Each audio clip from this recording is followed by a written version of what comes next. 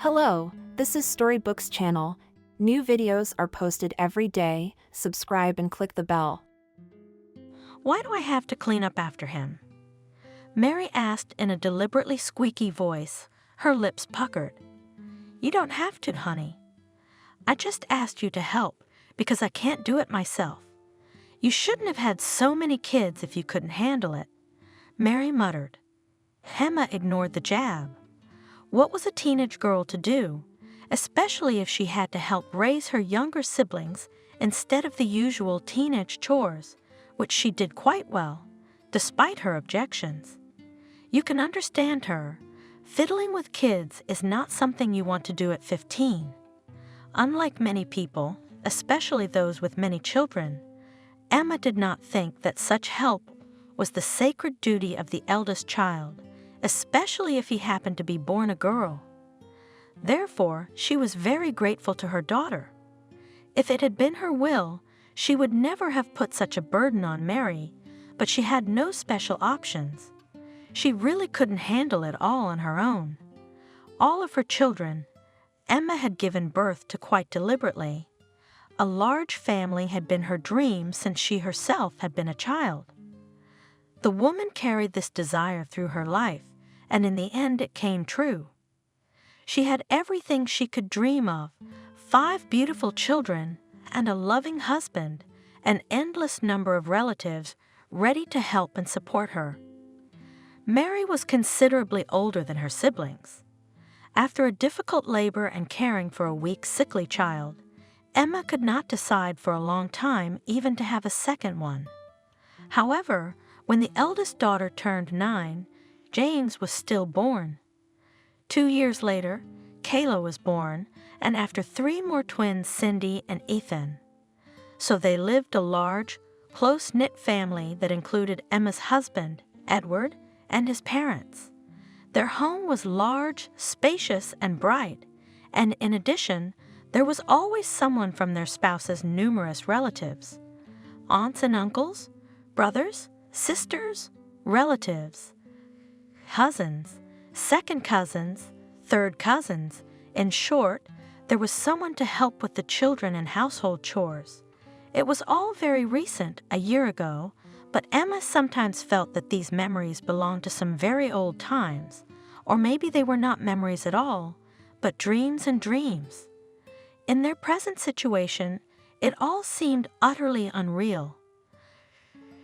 Trouble came, as often happens, quite unexpectedly. Exactly a year ago, she was at home alone. Except for the children, her husband was away on business. His numerous relatives were also busy with something. Her parents, who usually lived with them, had gone to the dacha when the first warm days came. They always left for the whole summer, though, and the rest of the family was soon to join them. They stayed in town only because Edward still had some business to attend to. Yes, Mary needed to pass her midterm exams to be accepted into 10th grade the following year. James, 5, was in his room playing with his 3-year-old sister, happily showing his sister his collection of cars. Only occasionally did Emma stop by to check on the kids. Her room was just behind the wall, so if anything happened, she would be able to react quickly to the danger. Mary had gone out with her friends, so the only thing Emma had to worry about was the newborn twins. Fortunately, unlike her eldest daughter, they were in excellent health and were, as they called it, gift children. They almost never screamed and were quite capable of occupying themselves with a variety of rattles. Also, on some nonverbal level, they could communicate with each other and were quite content in each other's company. In short, the day passed, as it always did, cheerfully and quietly. It seemed that it would always be like that. That time had frozen, that now there would be an endless June day outside the window, warm but not too warm, cozy and sunny. Emma felt absolutely happy. It was then that she realized that she had finally achieved the realization of her most important dream, and now she was truly happy. Toward evening, Mary returned and began to tell her mother how wonderful her day had been and what interesting things had happened on the walk. Emma listened to her daughter half-heartedly as she was concentrating on feeding the babies. Giving a bottle of formula to both of them at once was not as easy as she had thought, and feeding them one at a time, they couldn't stand it and started crying together. As a result, neither of them could eat. Mary, however, did not need an attentive listener. She was overwhelmed by the impressions that came out. The main thing for her was to tell about them as soon as possible, before the emotions tore the girl from the inside, and whether her words reached someone's ears was not so important. After feeding the younger children and making sure they were sleeping sweetly in their beds, Emma took care of the older ones. Setting the table in the living room, she brought in an afternoon snack. James and Mary, of course, were already able to eat on their own, but little Kayla had not quite gotten the hang of the spoon yet, so from time to time Emma came to help her. She didn't eat, she didn't want to, and she was used to eating in the company of her husband, who would be back soon. When the children had eaten, she began to prepare dinner for the two of them. No guests were expected that evening. Nevertheless, the process still dragged on for a couple of hours. Emma, having caught the culinary inspiration, could not stop and started to prepare not only the hot dish, but also the dessert. It was only after putting the cake in the freezer and checking once again that the kids were okay that she glanced at the clock and realized how much time had passed. Her husband should have been back about half an hour ago, but he was still gone. Emma wasn't particularly worried about it. There was no telling what might have caused the delay. Surely he was about to show up, otherwise he would have called to warn her that he had a change of plans. But another half hour passed, then an hour, 2, 3, and he was still gone. That's when Emma began to worry. And Mary, who knew her father's habits, sensed something wrong. The two of them began to call Edward, but to no avail. Time after time, the mechanical voice reported that the subscriber's phone was switched off or was out of range. After the 10th call, his further recommendation to call back later seemed absolutely mocking to the woman. Having failed to wait for her husband and father, everyone went to bed, all except Emma, who was to be on night duty at the baby's crib, and in any case, she would hardly be able to sleep. Sitting beside the cradle, the woman listened every minute for the key in the lock or the creak of the door, but all was silent. Edward did not appear during the night or in the morning. It was then that she first asked Mary to watch the younger children, and she went to the nearest police station to file a missing persons report. She couldn't imagine what else there was to do in such a situation. The officer on duty didn't take her problem too seriously. He was extremely reluctant, but still accepted the report from her. However, he remarked, "Your husband is an adult. Perhaps he has some reasons of his own for not showing up at home. Then he would have definitely given notice. He always calls or writes if he's going to be more than an hour late." Emma objected, "And he always keeps his phone charged and never turns it off. Things happen. Maybe he went out with an old friend and forgot about everything, or even worse. Not for him, of course, but for you." "How dare you?" Emma exclaimed indignantly. "Look, I understand you perfectly well, but alas, such cases happen all over the place. You can't imagine how many people come to us to complain about missing wives and husbands. As a rule, they are quite decent people, and in the end, after a week or two, our employees find this decent man in bed with his mistress. My husband is not like that." Emma objected rather sluggishly, more out of inertia. It was clear that she couldn't prove anything to the policeman, and why should she? He had taken a statement, so they would have to deal with the case anyway. Nothing else from the police was required now, so the woman went home after all, Her children were waiting for her. On her way back, Emma secretly hoped that her husband would be home by now. Maybe he really had met some old buddy and was now sitting by the twins' cradle, repenting for making the family worry. The house, however, was as empty as Emma had left it. And to her surprise, not only Edward, but none of his relatives were to be found there. It had never happened before that no one had visited them for 2 whole days. A bored Mary sat by the twins' crib, and Kayla and James were nestled on the mat right at her feet. They were no longer playing, but sitting quietly, snuggled up against each other and their older sister. Both of them looked a little dejected. When James heard the sound of Mom's footsteps, he looked up hopefully and then lowered his head, obviously realizing that Emma had returned alone. "When is Daddy coming back?" Kayla asked bodily. "I don't know, sweetie. I hope it's soon." Only Emma had a thought that should have crossed her mind last night, but hadn't. Apparently, due to too much anxiety gripping the woman. She should have called her husband's parents, his sister, his brother. Maybe they know something? And if they didn't, at least they should be informed of what had happened. As soon as Emma thought of that, she immediately grabbed the phone. Over the next few hours, she called seemingly everyone. Her husband's relatives, his friends, acquaintances, even business associates. No one knew anything, but everyone expressed extreme concern about what had happened. That evening, Edward did not come home again. The next few months were what took Emma from her cherished dream to her worst nightmare. Edward never showed up. His relatives suddenly stopped visiting the family as well, and what's more, they didn't even call. Apparently, they did not care about the woman and her children. The children, in turn, from nice obedient kids, began to turn into uncontrollable monsters. That is, the twins, of course, remained the same, and Mary, though noticeably dejected, but somehow kept herself in control. Only occasionally the girl let her emotions take over reason and snapped, then at her mother, then at her brother and sister. But James and Kayla were as if mad. They didn't listen and broke and smashed everything they saw in front of them.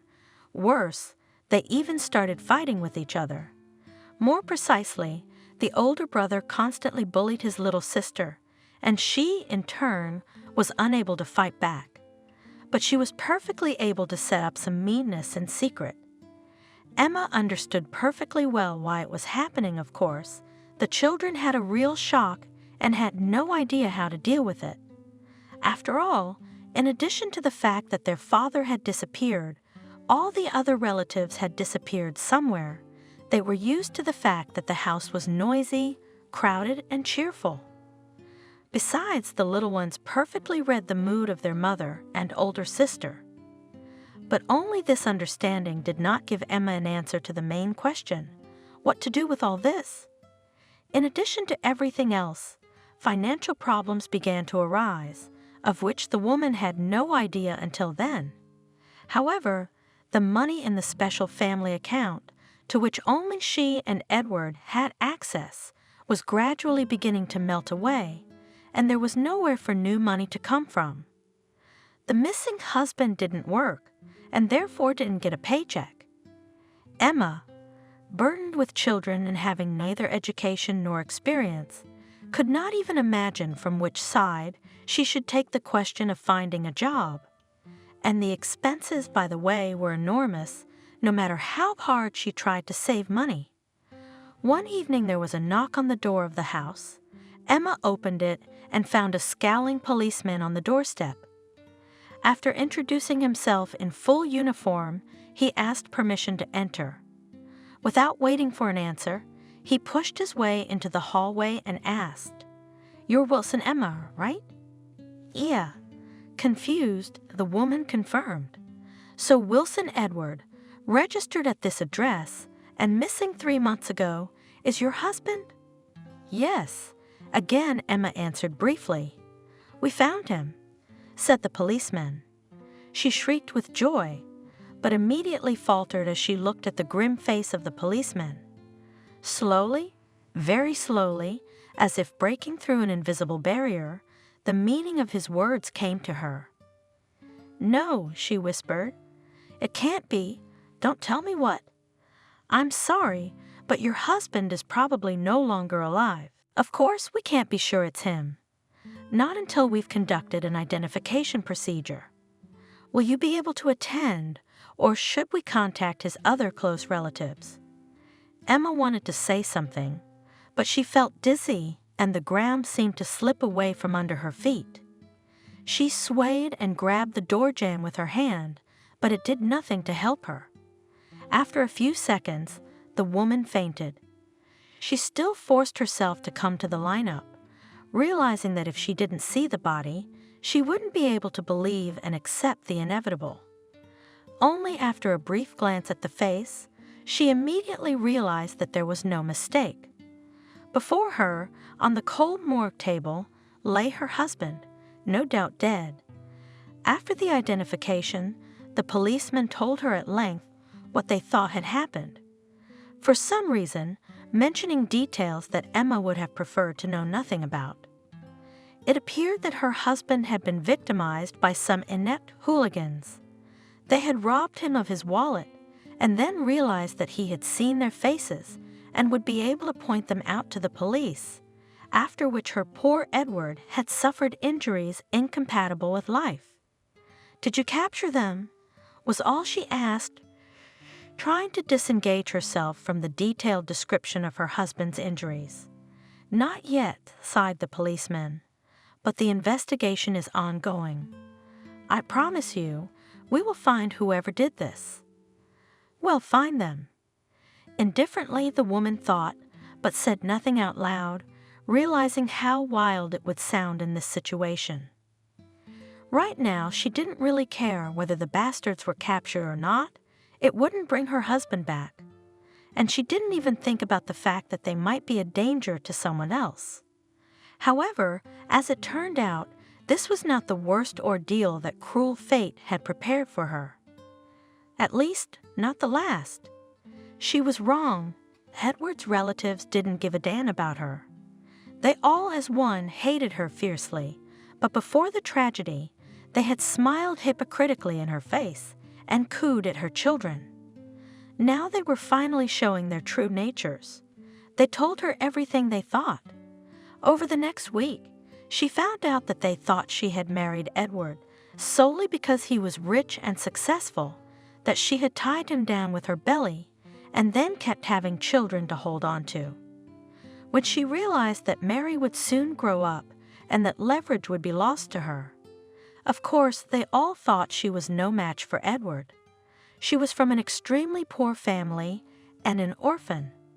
The only reason she didn't end up in an orphanage was because her maternal grandmother had agreed to take her in. But she was so strict and so driven, the poor girl, that she sometimes thought that she would be better off in an orphanage. For all these revelations could hardly hurt Emma now. The woman was trying to get over her grief. After all, no matter what anyone said, she truly loved her husband. Yes, in addition, she still had to take care of the children and think about how exactly she would now feed and clothe them. Emma married very early, barely 18 years old, and almost immediately afterwards became pregnant with Mary. Edward's salary was more than enough to provide for the whole family, so the woman had no motivation to get an education or look for a job. She saw herself in no other role than that of a caring mother and wife. The entire household was on her shoulders, and this suited both her and her husband. And what to do now she had no idea. Even if she is taken somewhere, for example, a saleswoman, she will have to work literally 24 hours a day, without days off, just to provide her family with everything they need. And who at this time will watch the children, especially the twins? In the summer, Mary could still take care of them, though she wouldn't like it. But then what? However, there was still the inheritance. It would be possible to sell the house and buy a more modest dwelling. maybe even a small apartment in a high-rise. Ideally, in this case, there would still be some money for the first time. And Edward's personal account would probably have some money saved up, which would now go to her. And by the time the savings came to an end, she could probably come up with something. But those plans were not destined to materialize. It turned out that the house they were living in was registered to Edward's parents, so they could forget about selling it. Moreover, Emma's ultimatum demanded that she immediately vacate the premises to which she had no rights, and take your Mary, you've already ruined her. And the little asshole, too, perhaps, and the younger ones will stay with us. We will bring them up ourselves, after all, our grandchildren, Edward's own blood. Her mother-in-law told her. No way, Emma said fiercely. You will not have my children. So where will you go with them? You're going to the garbage dump. That's where you belong, but spare the children. It's none of your business where I go. Emma cut me off. Well, as you know anyway, very soon the guardianship service will take them away from you, and then they will definitely come to us. Threatened her mother-in-law. That's when Emma remembered about her grandmother's old house, or rather her own, because the old lady, despite her bad temper and strained relations with her granddaughter, still left her everything she had as an inheritance. A small plot of land, and at that time not too strong house. It was located in a remote village, which was not easy to reach without a car. Obviously not the best option to move there with children, but Emma had no other options, and this was at least a roof over her head.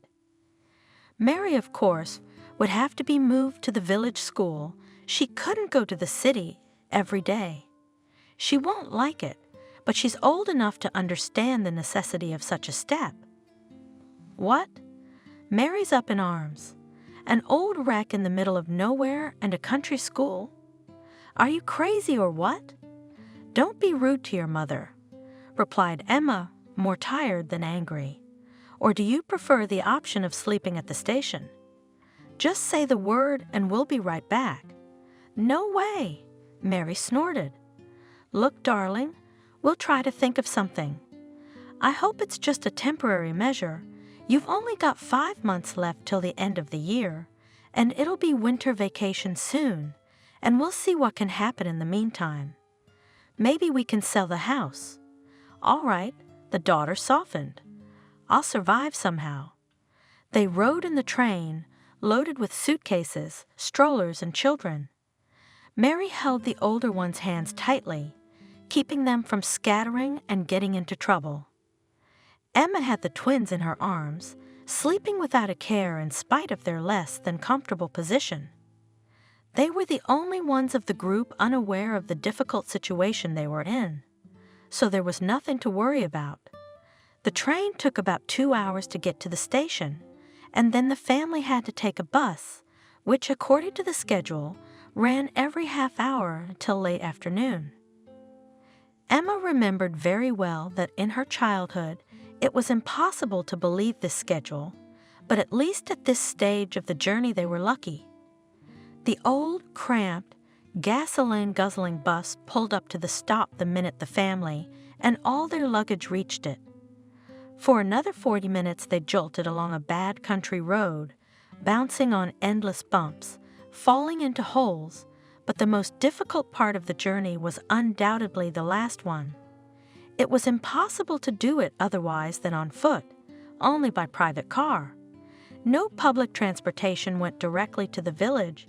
They had to walk first along the same country road, and then turn into the forest, then get out into a large field, and then the village they were looking for began very near. All this difficult road took no more than an hour, provided, of course, that the weather was good, and the person walking on it was an adult and physically strong, and moreover light. They had to wade through the snowy debris, and besides, a snowstorm was about to start, and all this with heavy luggage and small children in their arms. But there was nothing to do. They had to go. As long as the path led them along the road, it was still bearable. In the forest, however, in spite of the fact that the path was very wide, it became quite difficult.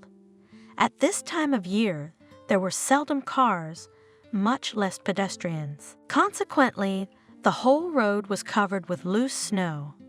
Suddenly, when the woman was desperate to break through the snow, she heard the roar of an engine from behind. Turning around, she saw a huge SUV driving slowly but surely along the path. Such a car was not afraid of any obstacles, but despite this, the driver drove quietly and cautiously. But at least there will be a road in the morning, thought Emma, hurriedly pulling aside the children and suitcases. However, and to her surprise, the car slowed down next to them. The driver's side window rolled down and a man about her age or a little older stared at them. His eyes were filled with shock and confusion. "Where are you going in this weather?" he asked. "To the village." Emma replied, "I understand your surprise, but we have very good reasons to go there right now. It's a long story." "I'm sure there are." The man chuckled. "Hop in the car. I think you'll fit, though it'll be a little cramped. I'm on my way to the same place." Emma could not have imagined such a fortunate turn of events. No matter how many times she had walked along this road, no matter how many cars had passed her, she had never had anyone offer her a ride. Somehow, when she saw the car, she hadn't even thought of it as an option. Emma stowed 2 suitcases and 2 strollers in the roomy trunk, and with the middle children and Ethan, settled into the back seat. Mary, on the other hand, carefully took Cindy in her arms and sat next to the driver. When he was sure that everyone was in the car, he stepped on the gas, and the car continued to slowly make its way through the snow. "What are you doing here?" Emma asked. "It's late.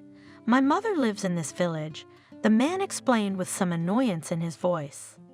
"How many times I offered her to move to the city, but she wouldn't go for it. She'd gotten used to her home for many years. It would be hard for her. Then I suggested that she move to a more decent village, to this one. God forbid that even an ambulance will take 2 hours to get there. No, she doesn't want to. She says she was born here and will die here." The driver sighed heavily. "So I go to her when I finish work not too late." "Yeah, but it's less often than I'd like. I'm worried about her terribly. She's a perky girl, but she's still old." "I understand," Emma said. "Well, now it's your turn. It's a long way in this snow. Tell us your long story. We'll consider it a toll." Through the front mirrors, Emma saw him smiling broadly and couldn't help smiling back, then told him everything from the time her husband didn't come home one night to the last ugly fight with Edward's kin. She wasn't even allowed to take most of the children's things, and some things, like the twins' cradle, she wouldn't have been able to drag away with her anyway. Her husband's monetary inheritance, which was her only hope, as it turned out, was to be divided among all his numerous relatives according to his will. Of course, Emma and the children printed a share, but it was a very modest amount, on which they could hardly last even a month. So I was left with only my grandmother's old house. Sadly, she summarized, that's where we're headed, and what to do next. Frankly speaking, I have no idea. Do you happen to know if there are any jobs in the village? Maybe a cleaner at the school or something like that. The driver thought hard, then said, "You know, I have an idea. Maybe you'll agree to look after my mom, help her around the house and all that. I won't be stingy on payment. It's really important to me." "I'd love to," Emma said. At that moment, they were just approaching the outskirts of the village, and when they asked which plot of land to drop them off at, and heard the answer, the man suddenly laughed out loud and then explained, "You will go to the neighboring house for work." Emma was afraid to believe that everything was going so well. However, when they drove up to her grandmother's old house, the good mood that had begun to appear fell below the plinth again. Unpleasant memories piled a heavy stone on her heart, and the sight of the plot did not inspire optimism.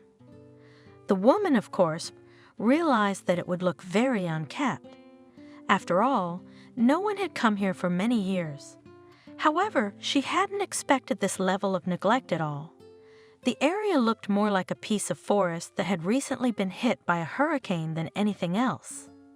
A huge fallen tree crisscrossed the entire lot, densely overgrown with weeds, dry stalks visible even from under a meter of snow, but the house was even worse. The old logs were cracked, the window frames were coming off the walls, the glass was broken in several places, and the building itself seemed to be swaying. Maybe it had always been like this, but she'd forgotten about it. She didn't even rule out the possibility that the roof might be cracked, though, of course, she couldn't see it from the street. "Thank you." She thanked the driver dejectedly. "By the way, what's your name?" "Edward," he introduced himself. Such coincidences happen, Emma thought in surprise, but she only said her name aloud. "Well, you're settling in." His words sounded like mockery, though it was clear that he hadn't planned it at all. "And I'll come back tomorrow, and we'll discuss the terms of your work." They said goodbye. With difficulty overcoming various obstacles, Emma and Mary dragged into the house, first the younger children and then the luggage. It was good that the suitcases were heavy but light. The strollers were much heavier. Opening the front door with her old key, Emma looked around warily. The place looked almost exactly as she remembered it. The same bookcases and the same small kitchen connected by a living space, the same dilapidated staircase leading to the second floor. Just from years of neglect, the house was covered in dust and cobwebs, and yes, snow piled up from the broken windows. Leaving the children downstairs, the woman climbed up to the second floor. Despite its appearance, the stairs were quite sturdy. It was much warmer upstairs and completely free of snow. Emma exhaled a sigh of relief. So the roof was fine. Well, it wasn't a resort, but she had expected the worst. The furniture on the second floor included her old crib and another bookcase, and there was a folded crib in the corner. She made sure that its mechanism, though a little rusty, was in good working order, so it could well be used as a bed. In addition to clothes and some of the children's things, Emma had managed to take with her a set of linens, which she now used to make the bed. Designed for a giant double bed, it was too big, but the woman thought it was no big deal. If it had been the opposite, too small, it would have been much worse. Emma put the children upstairs for the night. Mary and Kayla took the cot. James got the crib. The twins only had to be put in the stroller 1 for 2 because they refused to fall asleep separately. The woman herself stayed downstairs. Unlike everyone else, she couldn't afford to fall asleep. She had too much to do.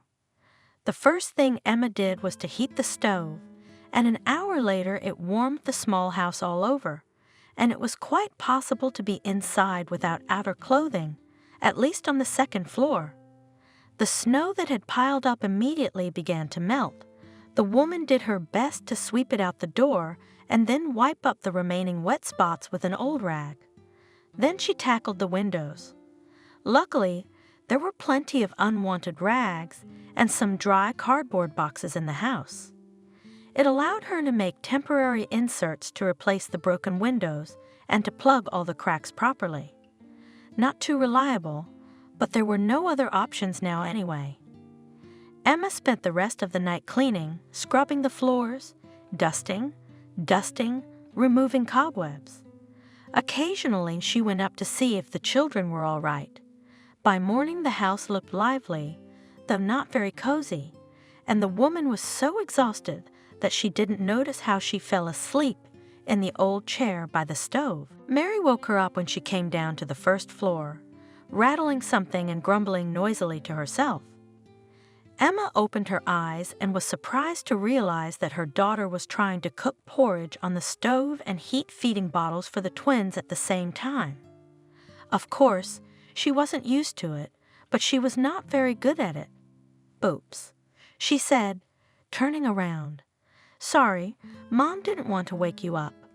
I thought I'd make breakfast myself." "You didn't wake me up." Emma lied with a slight smile. "Thanks for your help, but let me show you how to do it." They were so engrossed in the cooking process that they didn't immediately notice the insistent knock at the door. It was Edward, as promised, coming to discuss the terms of employment. The woman with him was elderly, but quite vigorous. "Meet Clara, my mother," he said. "And this is Emma. I figured as much." The younger woman smiled.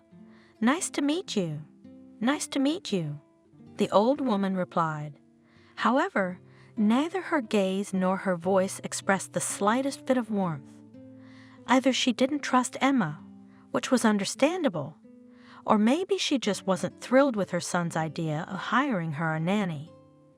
It was immediately clear that it would not be easy to find a common language with her ward, and so their life in the countryside went on. Mary was also getting used to the new school. Emma, in her spare time, tried to put her grandmother's old house in some kind of order, and Edward helped her. Without listening to any objections, he hired a team of workers who put in the broken glass, properly caulked the cracks, and carried out a light cosmetic repair of the room. "Look, it's no problem for me," he said. "I just can't stand to see kids living in such horrible conditions." "Thank you," Emma answered him, embarrassed. "Don't be grateful, and don't think you owe me anything, nothing like that." Clara had been really hard to deal with at first, nagging Emma and rejecting any help she offered. Even if it was really difficult to cope with the case, which she took up on her own, the mother of many children, such behavior slightly pissed her off. What a mean old woman! Does not realize that this is her job. And she does not pester her willingly. It's her duty, or maybe she really doesn't understand. Emma thought about it. She had a feeling that there was some strange reticence between them that prevented them from building normal communication.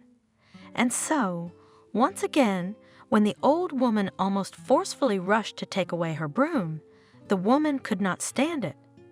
"Clara, what are you really doing? It's really hard for you to bend over. Why not let someone help you? Especially since your son pays me good money for it. You're making me feel very uncomfortable. How would I feel if I had a babysitter? No one thought of that. I'm not a frail old woman, and I'm not completely out of my mind to be under 24-hour surveillance. Not round the clock," Emma corrected her curtly. "Don't you realize Edward is worried about you? No one thinks you can't handle things on your own. He just wants to make things easier for you, and I think he thinks you're just plain bored here alone. Then he should come more often." Clara muttered, not as confidently as before. "I'm sure he comes as often as he can." "I see." Clara sighed, sinking tiredly into the chair. "I'm sorry, Emma. I shouldn't have thrown myself at you. I realize with my mind that you and my son only wish me well, but I can't help it. I keep thinking that I'm being mistaken for some kind of a woman." The old woman didn't finish. Emma knew exactly what she meant. And then a wonderful idea came into her head, an idea to reconcile her grandmother with the help she was giving her and to relieve her loneliness. Somehow she was sure Edward wouldn't object to such a thing. "Listen, Clara," she began softly. "Do you like children? Who doesn't?" The old woman replied, "Then I can offer you this variant of our further interaction. I will come to you and do all the housework, as a matter of fact, and should. You will contact me if you have even the slightest difficulty. but I will also bring my children to you and ask you to watch them. How does that sound?" Clara first looked at Emma with a puzzled look and then smiled broadly. It was clear that this option completely suited the old woman. After all, it seemed that they were helping each other in a completely reciprocal way, and she would no longer feel completely old and infirm. The proposed scheme worked perfectly. Clara treated Emma's children as if they were her own grandchildren, which she never had, but apparently wanted very much. Kayla and James, under her watchful eye, suddenly stopped their pranks and became about as sweet and obedient children as they had been before. Even the twins, who were not particularly fond of strangers, behaved quite calmly in her presence, letting her feed and change their clothes. The old woman had a real talent for parenting. "How I missed it," she said dreamily one day. "It's been so many years since I've been close to children."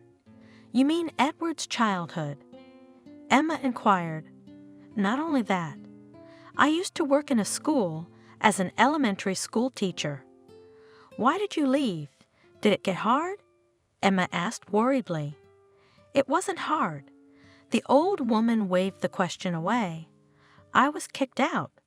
The director changed and immediately began, so to speak, to reshuffle the staff. He said that the elderly should rest, and the school should be taught by the young and active. Suspecting that my place was very necessary to his young and active mistress. That's quite a story." "I sympathize." "Oh, well, at least now I can babysit yours. James has an amazing aptitude for math. He should be in a special class. Only here in the village, though, there aren't any." So slowly Emma and her children settled in the village. Mary, at first shunned by the local children, in the spring was already in full swing with her new friends. James and Kayla, apparently, began to consider Clara their own grandmother, and she did not object. Soon it was time to do the planting. Emma simply caught fire with the idea of organizing a real vegetable garden on her plot. The village men gladly helped their new neighbor in clearing the plot. "It's been bothering us for a long time," one of them explained when they came to offer their help. "All over the village everything is clean and beautiful, and only here it is desolate. So, mistress, we are very glad that you came and decided to take care of the plot." The most difficult, as expected, was a huge tree that had fallen across the territory. The men, of course, led in a chainsaw and removed it piece by piece. But there was still a root adjacent to the house. Everyone was afraid that some outgrowths would not go further to the foundation. Then the removal of this part could lead to some unpleasant destruction. Eventually, after conferring, Emma's volunteer helpers came to some sort of solution. She didn't have much of a view of what exactly they were doing there, as she was busy destroying the weeds at the other end of the plot. She was distracted from this fascinating endeavor by a loud, annoyed shout from the entrance to the house. Running over, the woman found that the root had been pulled out. It hadn't caused much damage, but the porch was clearly beyond repair. With mild irritation, Emma thought she would have to make a new one. At the same moment, however, she was glad that this unfortunate incident was the only one. And then she noticed among the wooden debris some suspicious gleam. The woman bent down and looked closely and saw a small key. At first she thought it had been dropped by one of the workers, but no one could identify her find. And she soon realized that the key, old and dirty with soil, had probably been lying under the porch for years.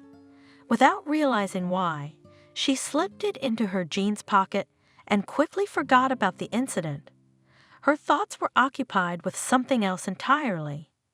After all, she had not only her own vegetable garden on her shoulders, but also the neighbors', which of course looked much more decent, but still required quite a decent amount of work. Spring flew by without anyone noticing, and June came. Mary was very proud of herself. She managed to finish the 10th grade with straight A's. Emma had a new concern. She had to get James to school, who was to start studying in the 1st grade in September. Everything would be all right, but Clara insisted that his math talents should not be buried in the ground.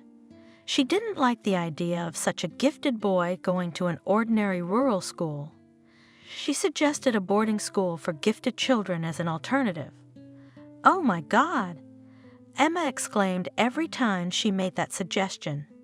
He wouldn't even be 7 in September, so how could he be alone, surrounded by strangers? But he'll come for vacations, and weekends too. I'm sure we can arrange for my son to bring him here, and then take him to school. Still, 5 days a week in a completely unfamiliar environment with strangers, he'll think we've abandoned him, that no one wants him here. Nonsense. That's what Clara said. All the children there are about the same age, and almost no one has any problems, especially not such an independent boy as James. But he will miss his sister, and Kayla will miss him too. And how is it so fundamentally different from going to a regular school? He'll have classes there too, where no one will let her go. Kids have to get used to not being together all the time. After all, Emma, you seem to forget that I'm a professional teacher and understand something about child psychology.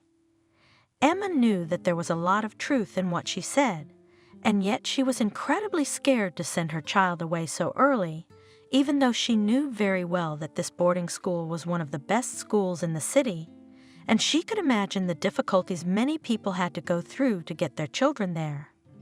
She had a unique chance to send James to school without making any effort at all. Clara, who still had some connections, had already arranged for him to be accepted if he passed the entrance exam. However, not only she, but even Emma herself, had no doubts about that. The exams were in August, so they had 2 months to think it over. So each time, Emma avoided the discussion under a plausible pretext, hoping that somehow, magically, a compromise solution would be found that would suit everyone. This problem, however, was firmly planted in her mind. Sometimes she would toss and turn in bed for long periods of time, unable to sleep. On such nights, Emma's thoughts wandered in circles, but never led her to a decision.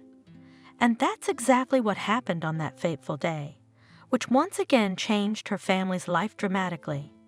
When the woman was lying in bed, suffering from insomnia, she suddenly thought she heard a strange sound, like the crackling of fire. At first, she paid no attention to it, thinking it must be the stove. Despite the onset of summer, the nights were still chilly, and it wasn't too comfortable to sleep in the house without her.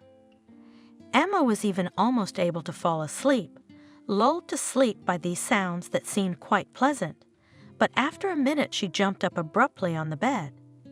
For some time she sat in some strange tension, herself, not really understanding what was causing it. Then at last it came to her. The sound of the burning fire was clearly not coming from the stove. She had long ago gotten used to that slight crackling sound, and had accepted it simply as background noise. So why should she pay attention to it all of a sudden? No, there was clearly something wrong here. Emma listened and realized the sound was coming from the wrong side of the stove.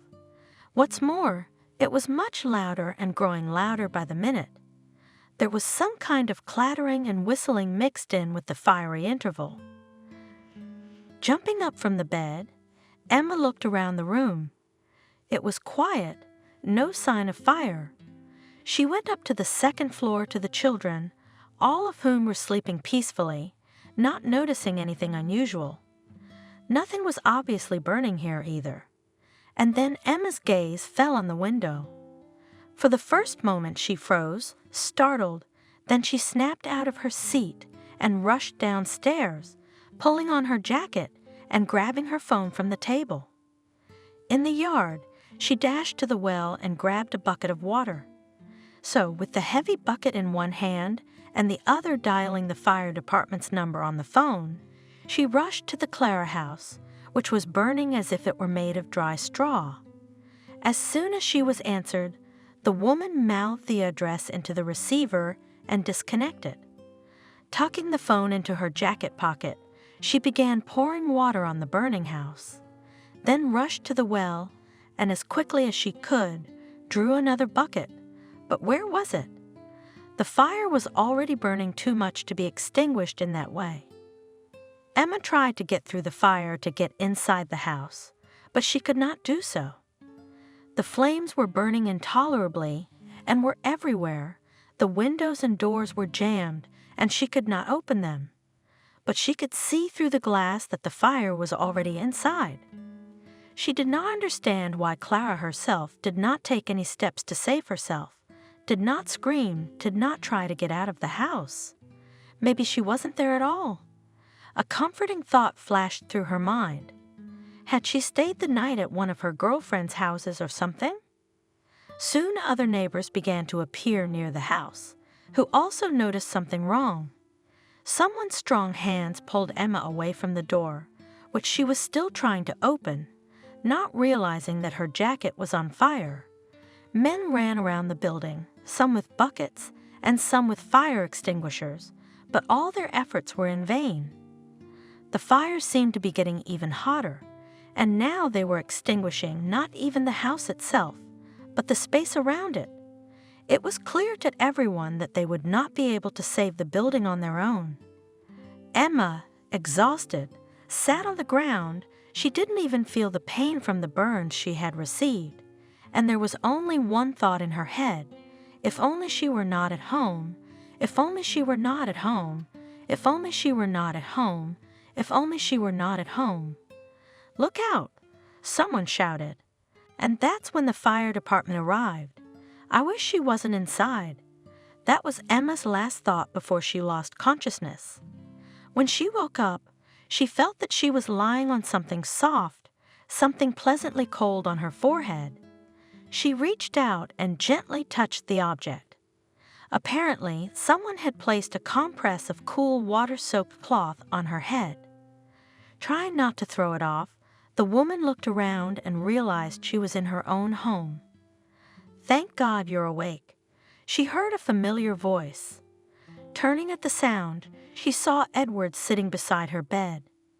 His face expressed decidedly nothing, but the woman noticed how red and swollen his eyes were. It looked like the man had been crying. She turned cold.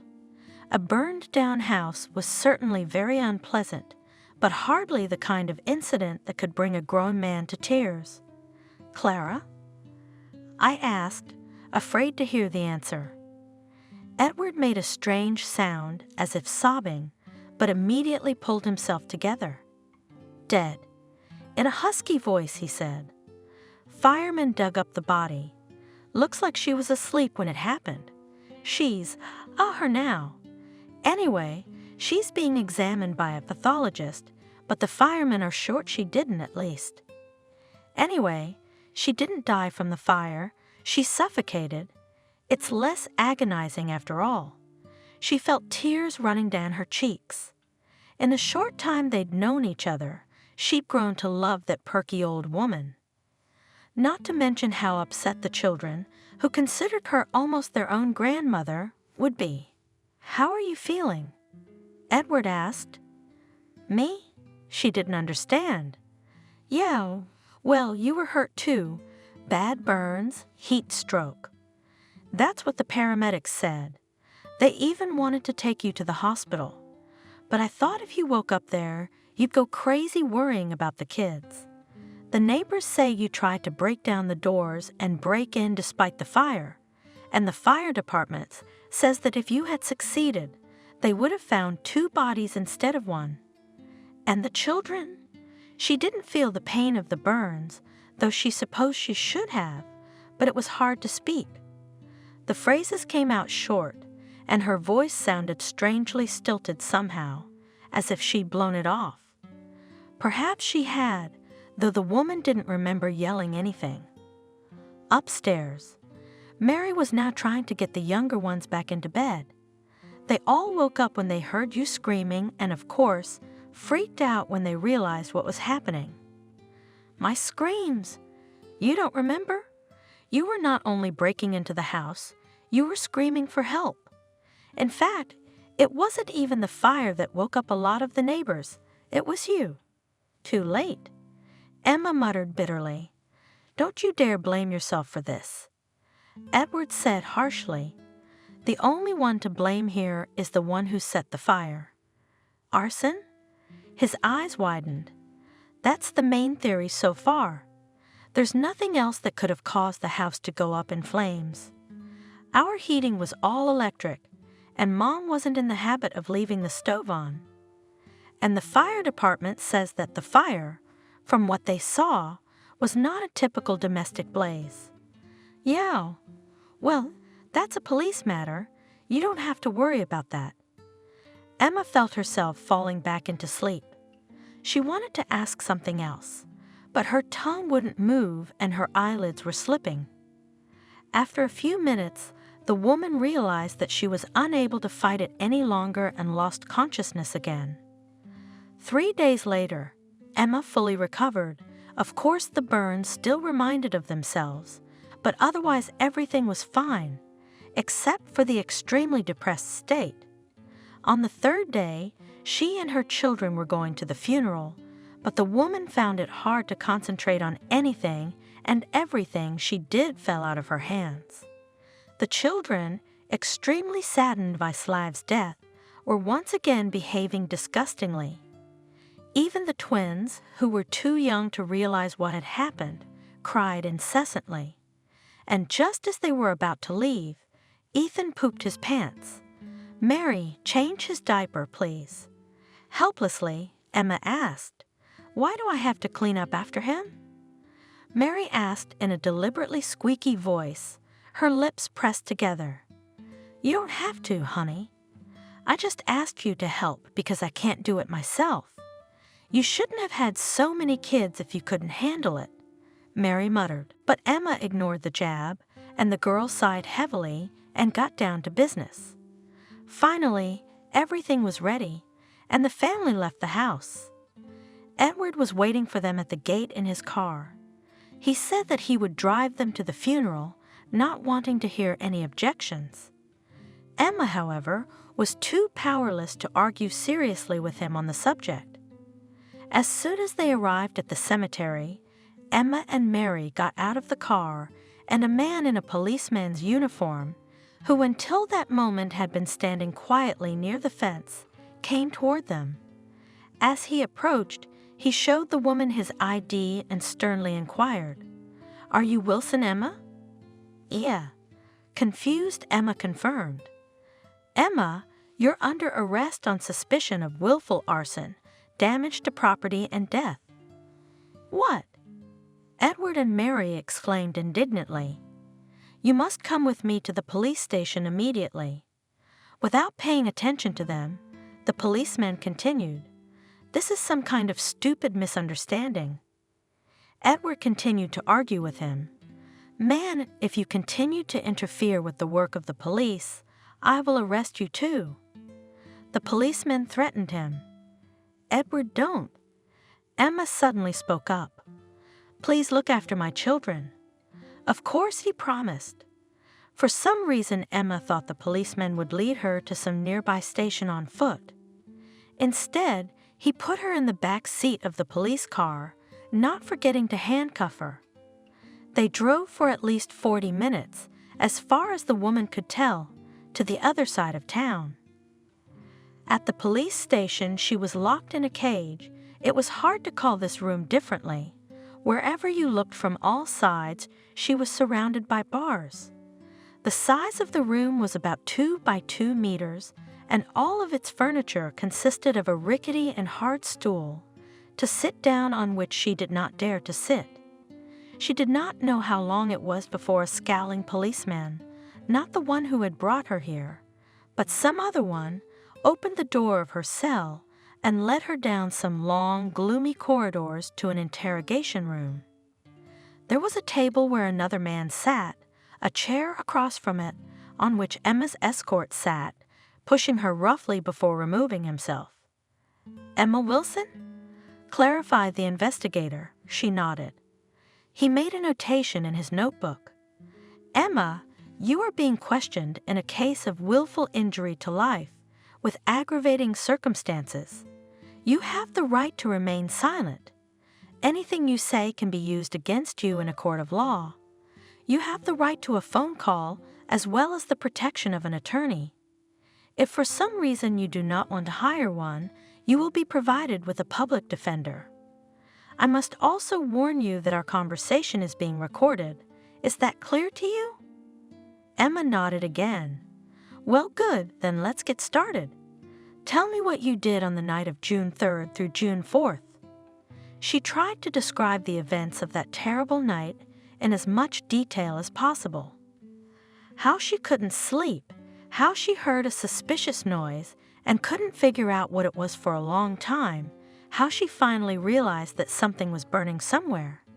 She rushed to check the children's room and saw the fire in the window as she called the firemen and ran to Clara's house. But what happened next, she couldn't even remember. She must have been too shocked. The investigator, however, was not satisfied. He asked her endless questions, trying to get all the information he could out of her. She honestly tried to answer them, but she realized how unconvincing her words sounded. "Well, okay."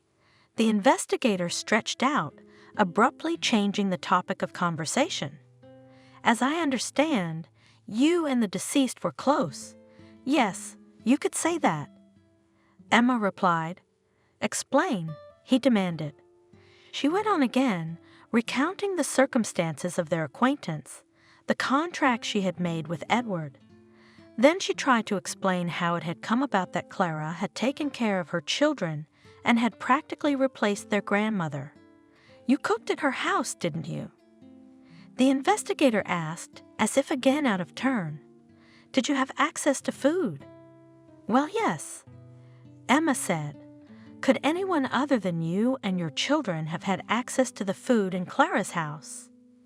"Edward probably. He brought groceries to his mother. Maybe someone else. She often had visitors, but I can't say for sure."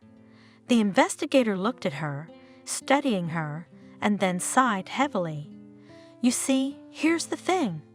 Most likely she couldn't get out of the fire because she was sleeping very soundly and just didn't know what was going on. Forensics found a large dose of sleeping pills in her bloodstream. And you think," Emma said with horror in her voice, "that I slipped it into her system. Alas, we see no other options. We could, of course, thank Edward, but he has an airtight alibi. And don't look at me with such judgment. He's her son. That doesn't mean anything. Did you know that most often the perpetrator is someone close to the deceased?" Emma shook her head, then said, "Look, why would I hurt her?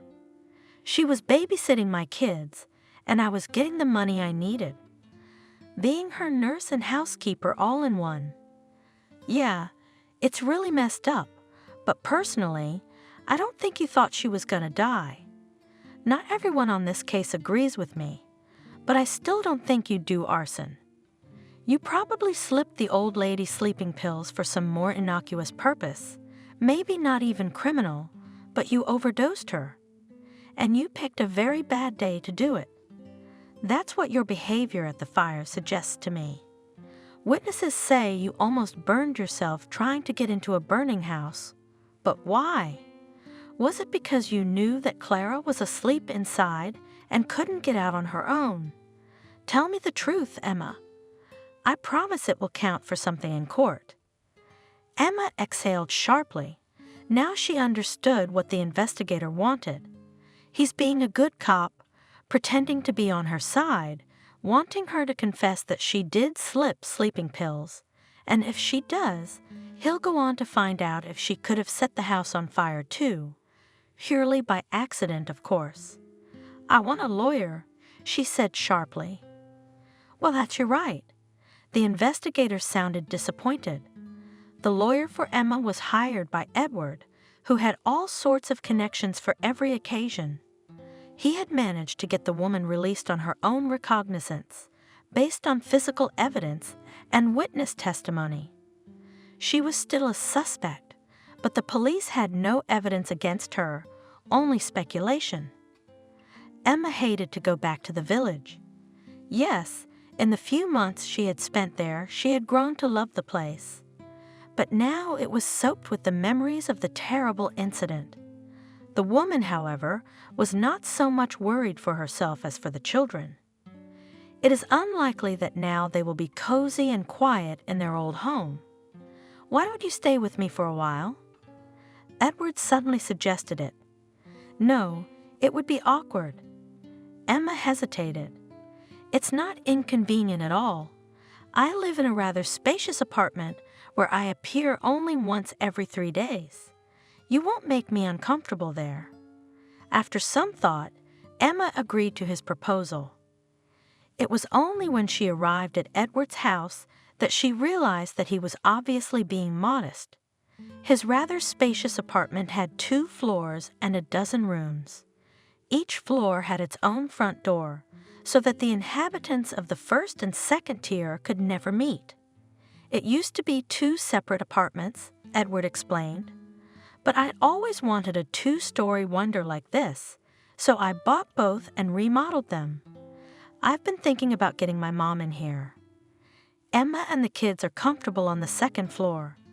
However, no one forbade them to go down to the 1st floor, but for some reason everyone was shy. Even though Edward hadn't lied, he was rarely at home, either working or doing something else. Periodically, her lawyer visited her to update her on the progress of the investigation. However, he had no particular news on the matter.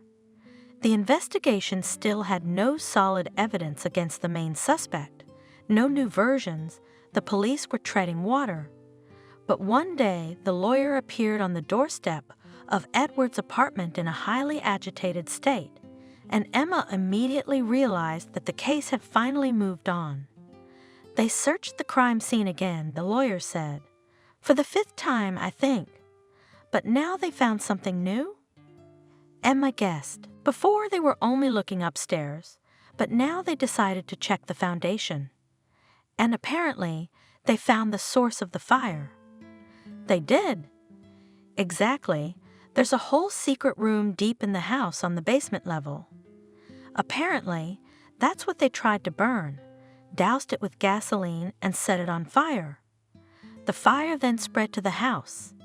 The police even suspect that the criminals didn't plan it. They just weren't too smart. But it was a waste. The room is practically the only thing that survived. There is a very strong metal door, and the whole room, apparently, made of heat-resistant materials. Apparently? Emma raised an eyebrow. Well, it's not clear yet. We couldn't get into the room. The door is very strong, and the lock is very complicated. We could, of course, use more drastic measures, but the police are afraid that they might damage some important evidence. There's no need for such measures.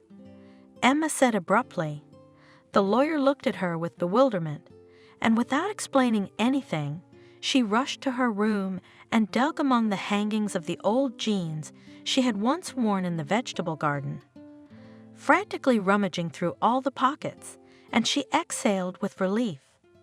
Somehow, the item she was looking for hadn't gotten lost among the things. Let him try this key first, she said, holding it out to the lawyer. Not a sure thing, of course, but I don't rule out that it might fit. The lawyer continued to look at her, not understanding, even with some suspicion. Emma sighed and told him about how the workmen had broken the porch of her house trying to pull a malignant blighted tree root out of the ground, and how an old key was found in the wreckage of the porch. I thought at the time that it was from some old chest or something, she explained, and that my grandmother had lost it, and the chest had been opened and thrown away, or the lock had been changed. Maybe that's true, but I think that Clara might have given it to her for safekeeping, and she hid it under the porch, Or even, who knows, maybe Clara herself hid it secretly. Such an option cannot be excluded. Thoughtfully said the lawyer.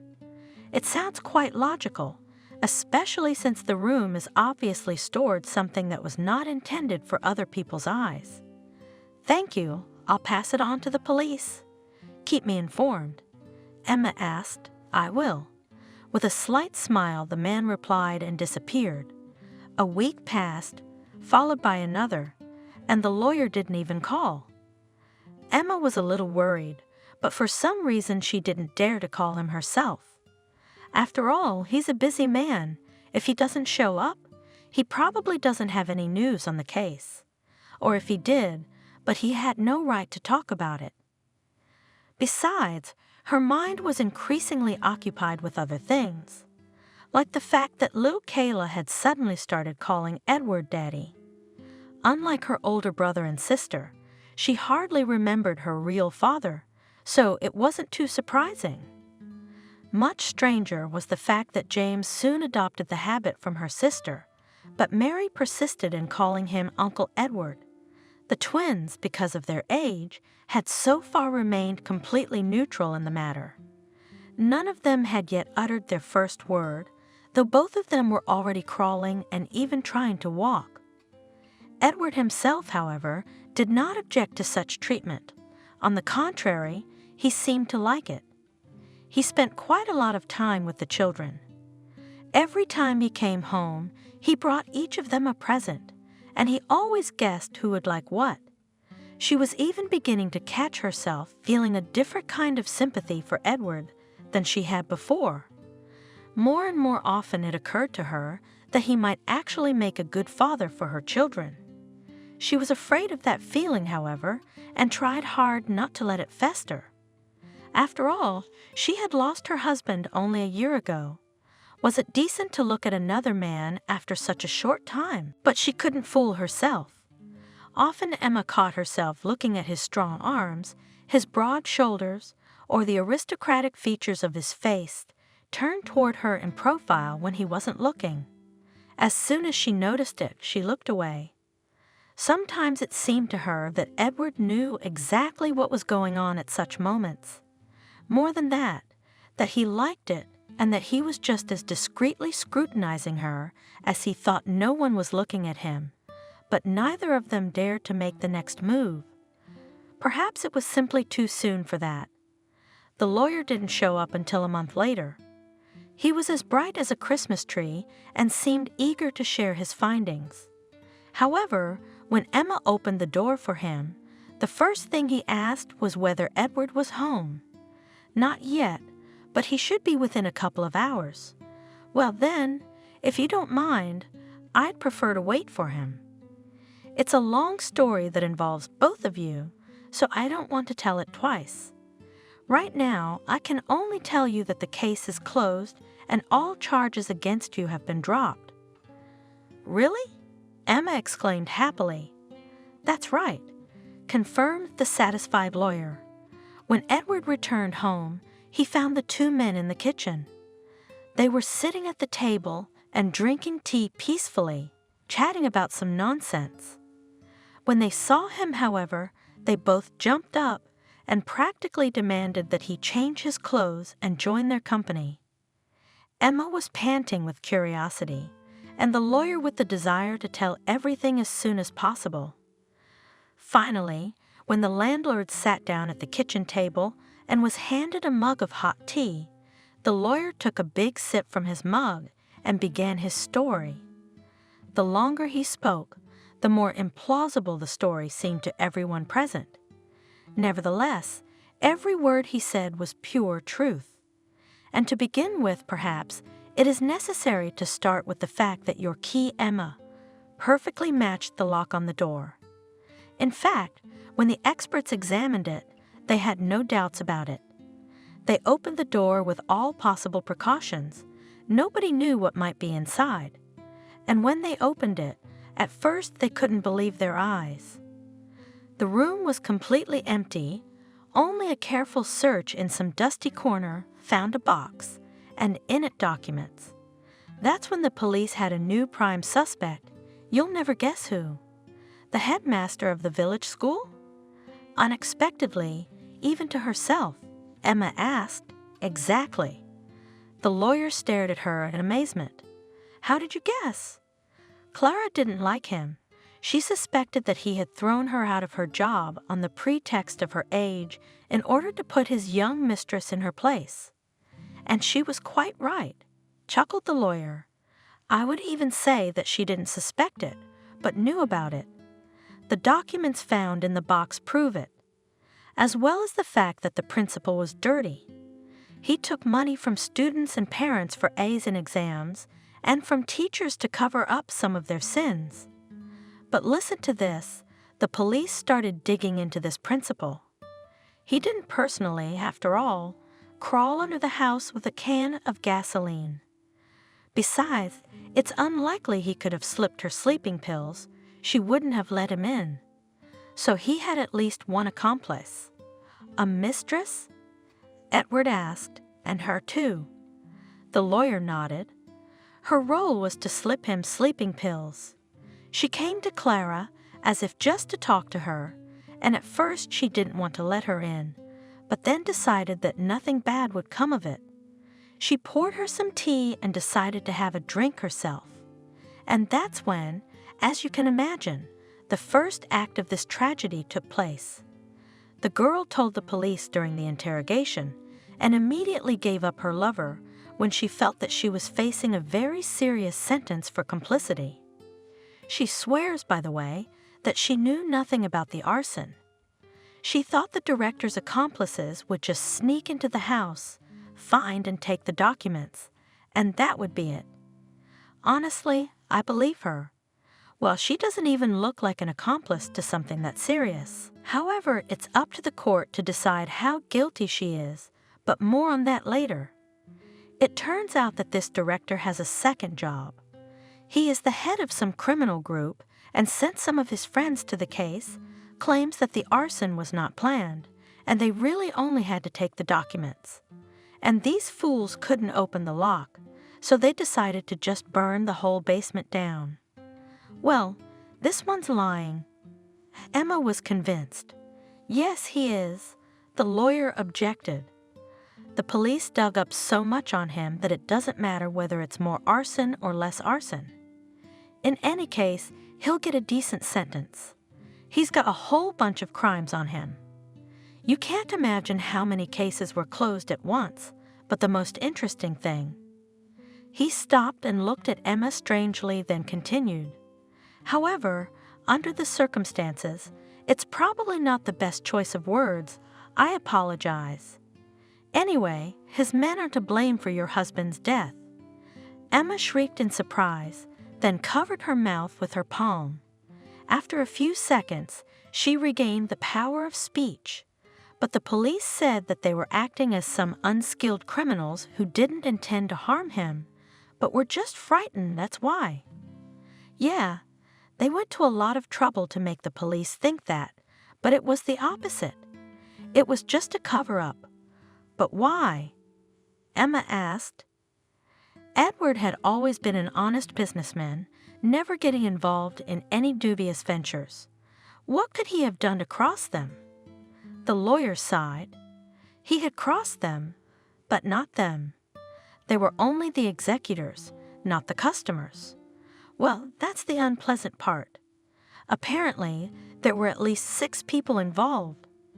Emma remained silent and stared at the lawyer in horror.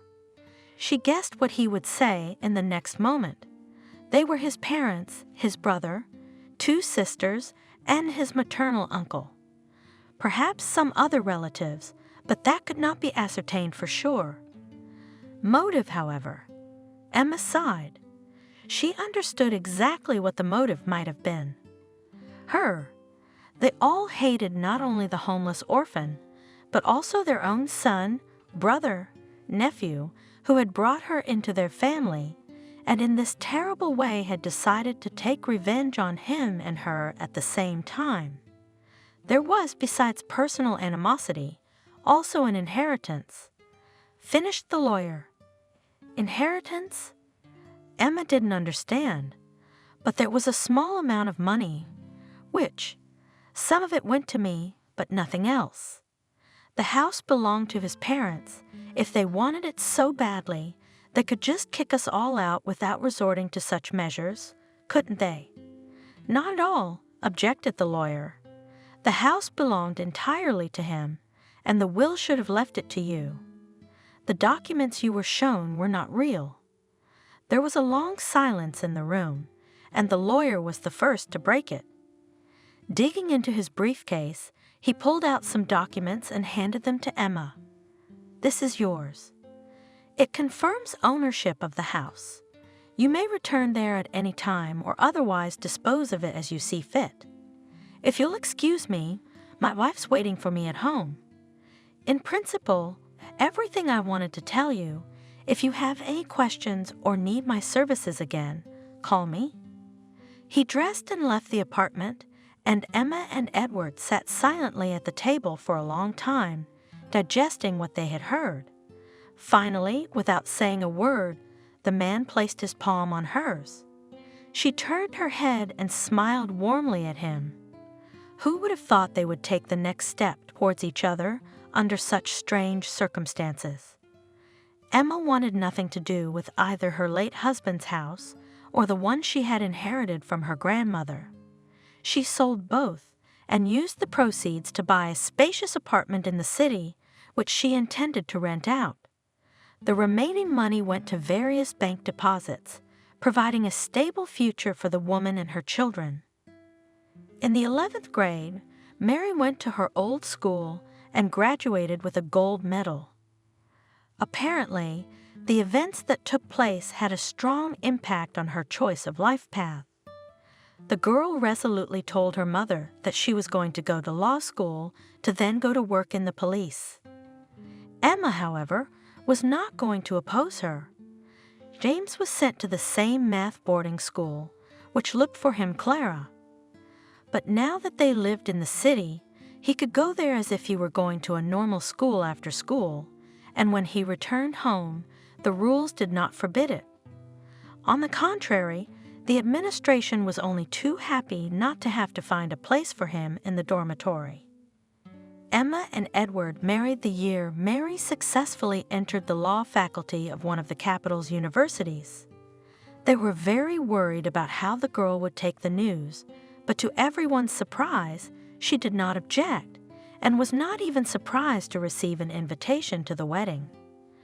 Mary spends all her vacations in the house of her mother and her new husband, and they are waiting for another, now a common child.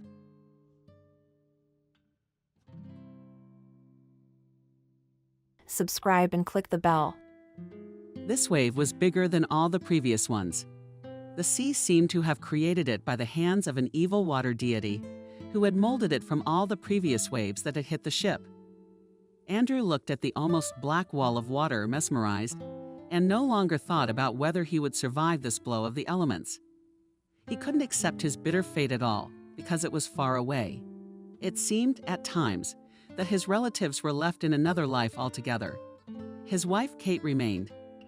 Actually, for the sake of his wife, Andrew decided to take this adventure. But at first, by the way, it seemed to him that everything would be fine. That this is no adventure, but just an opportunity for a working man to make more money to provide, to support his family. What's wrong with that? But as Andrew now found out, on his own skin in some cases, the consequences can be much more terrible than you can assume or even see in a nightmare. The wave for a moment hovered once more over Kim with the Kemp vessel, as if a predator on the highway before him were prey. Finally, with a crashing and heavy crashing of the sea element came crashing down. Andrew closed his eyes and gripped his hands more tightly to the side. To think of it, until a few hours ago, he had cursed the handcuffs with snot in his wrist from the vicious ship. Now he was even glad. Hoped they would keep the wave from dragging him overboard. Either way, his lips moved. "I'll come back to you." And then he was swallowed up by both the water and the cold. Placing a ceramic mold with Armenians' forbidden chicken legs on the table, Kate threw a glance at the whole still life for dinner and smiled contentedly. Just perfect. Everything just the way her husband liked it. mashed potatoes on the side, sauerkraut, and lots of fried fish. And for dessert, apple pie. A heady aroma floated in the kitchen. Kate took off her apron and carefully straightened it, hanging it on a hook on the wall by the sink. "What's the matter? Is your lover running late?"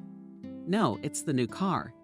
It demanded the owner's attention, of course, but not enough to miss the first dinner together after he got home. Sighing, Kate decided that she would have to go and get Andrew in person, and perhaps even have a talk with him. Of course, this was probably not the best time to bring up such a difficult, painful topic. Kate's mother insisted that it was better to behave as usual and not to show her illness in any way. Only Kate thought that there should be no secrets from her relatives. And all the more there was no point in pretending that she was all right, that she was the same as she had been before. After all, thought the young woman fumbling with her hands in the closet.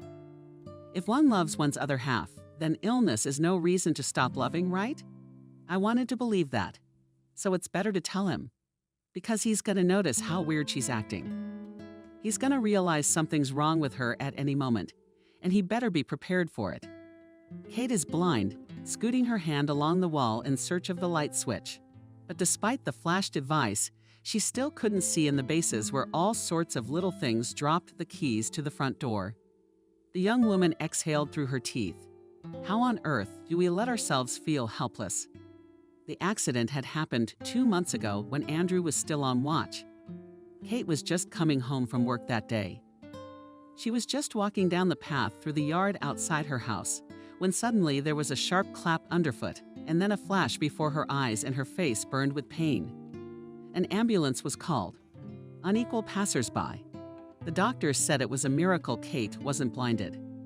But the firecracker, which inexplicably, as it turned out thrown in the yard in mid-March, seriously damaged the retina and lens. And Kate was lucky twice. The first time by chance. The second time with the fact that on the advice of a Maria colleague, their desks were next to each other in the accounting department. She took out health insurance with Stork. Thanks to the insurance, she was treated in a private clinic, underwent a microsurgery and a dozen specific procedures, but still her eyesight returned slowly. Wearing contact lenses was contraindicated, and glasses didn't help much. The doctors said that the body would slowly recover on its own. Probably according to statistics. In the meantime, Kate saw everything as behind the fog and glass. At first, everything was absolutely terrible, but slowly she began to adapt and even return to everyday household chores, which, however, required much more time and care. And help was often needed. For example, Kate was now unable to see how much the kitchen scales were showing. Naturally, she had to take a sick leave from work, but she was lucky with her boss and with the team. The first paid a sudden bonus on a flat spot, the second discounted the money and flooded Kate with offers of various kinds of help. But the only thing Kate really wanted at that time was that none of her friends should blab to her husband. Andrew worked as a construction worker on a shift across half the country. He was a whole specialist and earned a lot of money. And Kate didn't want him to be nervous for her, and even less to go off and come back, breaking the contract. After all, what could have happened to her? She was already recovering. In general, thinking about her near future, Kate could not imagine any other option, except that she was recovering and without any operations. And at night she was sometimes tormented by nightmares, and it was always a dream in which she saw that she was asleep. And when she awakened them, she found that she was completely blind, and at the same time she was being attacked out of the darkness by some monsters from which she now had no chance to escape. Kate didn't know. She just couldn't know that about the same time she had been in trouble, Andrew had been in trouble too, though of a different sort. It was that one of the workers on the site was stealing materials. The customer started an internal investigation, and it turned out that Andrew was under suspicion. The contractor company knew him as an honest, decent man, but hinted boldly that they wanted to break contact with him because they did not want to have in their team a man whose guilt was not proven, but the suspicion was not removed from him at all. Andrew was shocked, offended to the core. He was so offended. He had counted so much on making more money. He had taken a new car on credit before he went on a shift, and he had taken a cash loan in the winter when the whole family went to a sanatorium for New Year's Eve. Repairs in the apartment where my wife and mother-in-law lived made his parents, who lived in the village. Helped again, right? In general, money was needed now, as they say urgently. Andrew was getting sick. He could only imagine how he would show up on his wife's doorstep and waved his hands, saying, "There is no money, and I don't know what we will do now." Andrew didn't drink. 100 years already tried it in a couple of youth. My brother made me try Andrew. I didn't like it, but now all of a sudden he wanted a drink. He went into the first Beliashi and took himself a shot glass and a snack, and stood by the plastic table and gloomily looked out the window, where the first spring rain was pouring down. Yes, life can be rattling and tossing. A familiar voice sounded near him. "May I?" The unfamiliar man asked, nodding at the vacant half of Andrew's table. And at that moment, the worker who had lost his seat didn't even think about the fact that it was strange to join him a little when there were still empty historians. Andrew shrugged his shoulders. The stranger also had a ticket to him, not alcohol tea. This stranger looked quite decent. For a while, they were just silent. Eating Beliashi, the bastards kicked them out of the place. Andrew couldn't stand it and shared his pain. "In the XSI century, I think I will soon go home with a full pocket. And how did it turn out?" And he took it all out and told it like it was. That the bastards kicked him out for nothing. They said it wasn't their fault, but they have a reputation. So what do we do now? They said they'd give me my paycheck later. So what do I do? I'm ashamed to ask my former coworkers for a ride home. And to call home. You could die of shame. And how to look your wife in the eye. My mother-in-law would eat it alive. Everyone never liked him. I mean, her daughter could have found a better man. Yes, I sympathize. The stranger shook his head and then held out his hand. "Charles, can we have one for introductions?" Andrew nodded. After the first drink, there was a pleasant warmth in his chest, and his thoughts began to weave together as if they were unraveling a tangled mess. Charles said it happens. Not him first, not him last. But it was his own fault. I should have chosen a firm that is responsible for each worker, that values the worker as if they were members of one big family. Where can I find such a firm? Bitter. Andrew grinned. Yes, you can. Charles looked at him very carefully. Then he said that Andrew could see that he was a good man and that his story had touched him. He himself was such a man who worked honest labor for a penny and did everything to provide for his wife and 4 children. And also a disabled grandmother. A dog is also disabled. And then kind people told me that there is a job where you can earn as much in a month as in 3. I bought 2 apartments then, I told in a confidential tone. And the teenager, by the way, did not forget to drink vodka for his wife's fur coat. The whole family vacationed in the Maldives, and then he opened a business. And what? What kind of work is that? Andrew said, "You're kidding, it's not serious." On a fishing boat. And he started talking again. And then all of a sudden, Andrew found himself in front of the contracts. Charles is completely out of the territory, saying there's only 1 vacancy left on the crew. The work is serious. He wanted to give it to an acquaintance, because he is a kind of intermediary, but Vlad sees that Andrew is needed more, so go ahead and sign, man. You'll be at sea in a few days, and you'll get an advance, but I don't have time to think about it. The crew's already formed. Come on. Andrew seemed to be dozing. He almost dropped his pen when he wrote his signature where Andrew showed it. And before that he had answered in the affirmative that he had a passport. He had applied for it to take his wife and mother-in-law to Turkey. It just didn't work out. Grigoriev said that's good. It means that all the documents will be processed very quickly. You look a little woozy. Where are you staying? Said Charles. Andrew named a hotel on the outskirts, where he had rented the cheapest room since he left the construction site. Charles drove him there by car and told him to wake up and sober up, because tomorrow they will go to the office of the company, which owns the ship.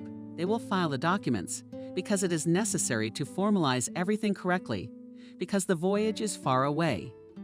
But Andrew couldn't sleep for a long time. He felt nauseous and was beating himself up. He clicked the remote control of the TV, used to fall asleep to his voice at home. It was showing international news. The slave trade in the modern world had already exceeded the scale of what it was in the ancient world. The presenter of some program was broadcasting the tricks of criminals, who entice their victims into the network of criminal traffic, are becoming more and more original. Andrew didn't finish listening. What else was being said? He was not interested in the tragic problems of the world because he suddenly felt so lucky. He had met a kind person. He now had a new job, and he had a premonition that now his life would begin to be completely different. Descending from the 4th floor of a 5-story building, Kate stood at the entrance for a few minutes, gathering her courage to go outside, to go out since she had lost her sight. Normal was a little scary. She had been offered, by the way, to borrow a guide dog for a while, but Kate didn't want one. What does it do to her that it might somehow mystically affect her recovery? That she'd sort of recognize herself as disabled and it would stay that way. The only thing she was talked into doing was putting 3 points away.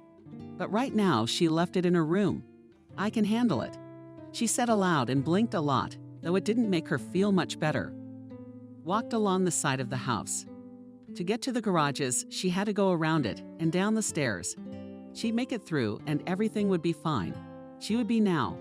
There's her husband, her favorite, back. In fact, they weren't expecting Andrew so soon. In fact, lately it seemed to Kate that there was something wrong with her husband. The thing was that the last time they called, Andrew said that he had some trouble at work, but he wouldn't go into details. They called very rarely. Andrew asked her not to call more often, so he wouldn't miss her even more. But the last time, Kate couldn't reach him at all, and she was beginning to worry. But then suddenly her mom came home and her husband with her. Surprise, said Lisa and Kate. Like a little child to whom Santa Claus came, rushed into the hallway, but immediately froze. How would he take her illness? Or maybe Mom had already told him everything. "I've missed you, my love," the man said, and Kate thought his voice sounded like a stranger's. Probably, she decided. He was just in shock at what had happened to her, and she also thought that he didn't seem to know anything about her sick condition yet. That, she thought, was for the best. Andrew. She threw herself around his neck, hugged him, ran her nose into his cheek. Face unpleasant.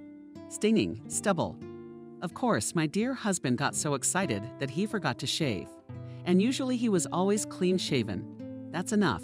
You'll have time for a hug. Lisa said sternly. Let the man from the road rest. Yes, of course. Kate lost her eyes from tears. The joy of it protected them burning. And she left hurriedly to her room. I had to use the drops prescribed by the doctor. Her husband and her mother were talking quietly in the hallway. Then Mom came into the room. Daughter, I need to talk to you. Yeah, I'll put the tea on, Kate answered. He'll make it himself. Lisa didn't let her in. We need to have a serious talk. Sit down. It turned out that Lisa had some news about her daughter's husband, and she thought it was her job to deliver it. First of all, she said Andrew was only in town for a couple days and then back. Secondly, Lisa gave her daughter some feminine advice not to be in a hurry to dump her problems on her husband and not to get close to him at all. Because now she is very sick, and it will inevitably affect her.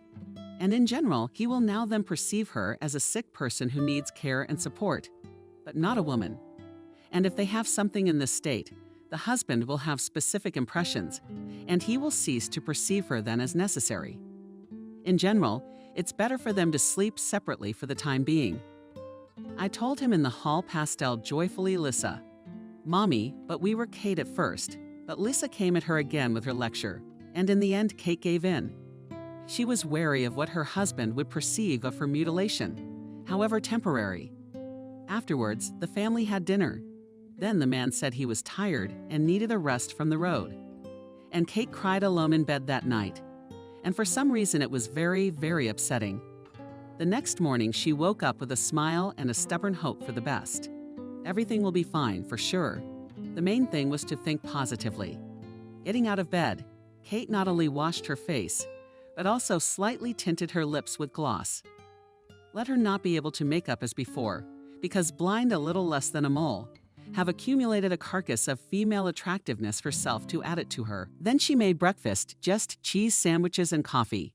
But she cut her own bread from the cheese with a knife and didn't cut it. What's not an accomplishment? Yes, thought Kate. How so? Turns out a lot of things in life. So the little everyday things that we don't lose yet are able to make them taken for granted. Things that are always available as a matter of course. At breakfast, naturally, you wanted to talk more. You just asked Kate for her husband because his voice sounded as strange today as it did before. Hoarse and rough. Yeah, sure. He must really need time, Kate thought. Because Andrew had been sitting beside her normally, but now took a seat closer to her mother-in-law. I have a doctor's appointment today. Masha promised to pick me up, Kate said. Actually, she was sure that Andrew would offer to drive her in their new car. It would be an excuse to be alone, by the way. No, Kate wasn't attracted to her mother's company. Well, maybe just a little bit. Because sometimes it was very difficult to come to an understanding. But she just really wanted to be alone with her beloved, to explore her fears and doubts. Get his words, tenderness, and support. And I need to visit someone I know. Hastily blurted out the man opposite. All right, snicker. Kate's good mood disappeared, as if a dot ran into the sun. Finished with breakfast, Kate began to pack. Maria had already called her and warned her that she would be pulling up in 5 minutes. It's great to come visit you, her friend said. When Kate went up to the apartment.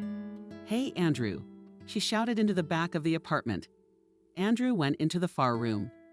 He's not himself to blame, Kate said. It happens to them men. So let today be our girl's day.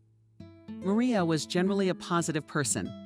She and Kate left the apartment together, then from the entrance got into the car carefully. Steps warned Maria at the porch of the clinic. I'm not blind, muttered Kate, but deep down I was grateful for such reverent support, which I am not. No husband, no mother received. The doctor, after a long examination, reported that the condition of the eyes is improving. But it is important to take medication in a timely manner, and it probably makes sense to think about laser vision correction surgery, which is recommended, among other things, to prevent the development of coma and other eye diseases in years in old age. But this, of course, insurance will not cover, the doctor said. I'm afraid we don't have that kind of money and won't have it. Sorry, but we're saving for a mortgage, Kate sighed. It's your personal choice, of course. But it's my duty to inform you. After the clinic, Maria insisted they stop for coffee and cake. The premiere was sluggish, laughed Kate, when her best friend set her treat. With the sick only so winked Kate. But you can pay the bill by satisfying my curiosity. So how does Andrew feel about all this? How does he feel about his job? Yeah, we've barely spoken at all since this morning. Kate shrugged. He talks to my mom more. But I believe, that he'll take things more or less normally. Only Kate stammered and sighed and set aside the spoonful of chocolate brownie. He's like a stranger. In what way? It's hard to explain. There's just a different voice coming back, a different smell. You're probably just worried sick, Maria said sympathetically, and Kate agreed. Really, she said, you shouldn't make up things for yourself that aren't there. Here was her beloved husband back home, albeit for a short time, and then he would have to go back. But what should she be sad about today, if just the day before yesterday, it seems, she was ready to give a lot in her life, so that in return there was an opportunity to be with her husband. And now it's here. So should she be so nervous right now? Of course not. Andrew's most vivid memories were of his brother, even though fate tossed them in different directions. Only then, long ago, they were inseparable. They shared the pies their mother gave them, and a slap from father if we were naughty. The blame was always shared equally. Andrew was older, James was younger. But there was only a 45-minute age difference. And they were twins. Parents, not that they didn't care about their boys, but they loved them, of course, and tried to do everything they could to get them out of their lives later. As they would come out of childhood, they succeeded. They studied about the same in school, but then decided to do quite differently. Andrew went to the city to study. He always wanted to be a builder. And James said he was going to travel the world to find his happiness. Andrew then twisted his finger at his temple and sympathized with his brother, because it is necessary to be such a fool and so not serious about his future. but it remained only to wish the younger brother good luck. After graduating from vocational school, Andrew went to work and began to live in a dormitory at a construction concern, and in general lived quite well, and then love burst into his life. He met Catherine, cultured and funny at the same time. In the zoo, she reached through the grate to feed the mess. "Girl, feeding the animals is forbidden," Andrew said sternly. "Oh, I'm sorry, please, I won't do it again." Quickly bounced off the fence. Beauty in a sundress and budded like milk in color. "Now I have to pay the fine," she asked fearfully. "No, I forgive you for the first time," said Andrew. Then, unable to stand it, laughed. He didn't admit that he wasn't actually a zookeeper. Kate laughed too and said okay, even so she understood and wouldn't do it again. And then he treated her to cotton candy. And so began their affair. And from the very beginning, Andrew realized that he was not the kind of fiancé to brag about to his girlfriends. Kate was a native citizen with a higher education and her own apartment. But she, by the way, never let him know that they were not equal. But my mother-in-law, yes, she did. It didn't come to a serious conflict. But she could only hint that Andrew came from the village, a simple laborer. His mother-in-law, by the way, had worked in trade all her life and was not a bad woman on the whole. By the way, Andrew paid for the wedding entirely from his own money. He was used to spending the minimum on himself personally, and he was glad that he could please his beloved so much that, and a dress from the boutique, and cake gorgeous, and even fireworks in her honor on the waterfront. They got married a year and a half ago. Andrew's parents could not attend the wedding. Both of them had serious health problems. So he and his young wife went to see them. They really liked Kate, but when they started asking about grandchildren, I had to disappoint them. Andrew and Kate wanted to get their own place first and then have children. In the 6 years since they left, Andrew and Kate had never seen each other from the village. Only sometimes his brother called, but every time he said he needed money. And in principle, Andrew would have been happy to help his brother, but he didn't like the way his brother lived. Always in some stories, he met in cards, he lost money to someone. He supposedly wanted to invest and lost money too. And I think he started drinking. And it turns out that interrupted James' random earnings, lived at his mistress's temporary, and it is unclear how to even exist. Andrew, of course, tried to have a serious talk with him, but nothing worked, and it was bitter and hard for him. So that's how life worked out. Why is it the same? Because their parents raised them? So why do they grow up so different? Andrew, by the way, didn't like to talk about his brother to anyone. Even with Kate, it was just a couple of phrases. Her name is so-and-so, so-and-so, long time no see. He didn't even tell her that he and James were twins, because it seemed that suddenly his beloved then, and suspect him of a penchant for a vicious lifestyle. After all, they say everyone, including even scientists and prominent ones, that twins are similar in everything. Precisely about his brother, Andrew remembered the morning when he woke up in his hotel room with his head sitting up. He wondered how James was doing. I wonder what you've gotten yourself into again, or have you gotten your mind right? They'll be in their 30s soon enough. Andrew looked sleepily at the clock. It was 10 o'clock. A big red cockroach was sitting on the corner of the cotton nightstand and moving. It seemed to Andrew that the insect was looking straight into his soul. He forked, waved his hand, the cockroach fled. And then Andrew remembered drinking at the Bialysky, meeting Charles and signing some kind of contract. He'd gotten a new job, it seemed. That Andrew sat up abruptly on the bed, jumped up, and staggering, grabbed some papers off the table. The fine print. What had he signed yesterday? Andrew leafed through the pages of a job on a fishing boat. Pay of $1,000 a week. Not bad. What are these extra conditions? Fines, penalties, adherence to company policy. Transferability to the contractor's company. What's that about? And why is dispute resolution only possible under the laws of some country he's never even heard of? I think it's an island. What the hell is this? Mumbled Andrew, dreading the bed back. A bad feeling creaked down his spine, chilling his pantyhose. For some reason, he felt like rushing to the airport on the way, asking his co-workers for money. or looking in the office of any firm that gives out loans, just enough for a ticket and home to his wife. There was a sharp knock on the door, and Andrew jumped. When he opened the door, Charles was there. "Aren't you packed yet?" he asked with a smile that had something predatory in it. Andrew sang it much easier. "But first, you've got to get your paperwork in order. After all, you'll be sailing in land waters as sea hunters. By the way, the Sea Hunter, will be in port for a week. We should all be able to make it in that time. What if I just theoretically changed my mind?" Andrew sighed heavily. Not Brother Charles shook his head. "That's not how things are done. Who was complaining about life yesterday? Did you want to work? Of course, theoretically you could refuse. But then you'd have to pay a fine of $10,000. Andrew nodded nicely. The amount was tough, but it was possible to part with the money for the sake of not going to sea for a few months, for a job with which he was not familiar at all in his life. "Yeah, dummy. What did you think? You're gonna leave the crew short-handed? No, this is serious. Why didn't you read the contract yesterday?" "I didn't."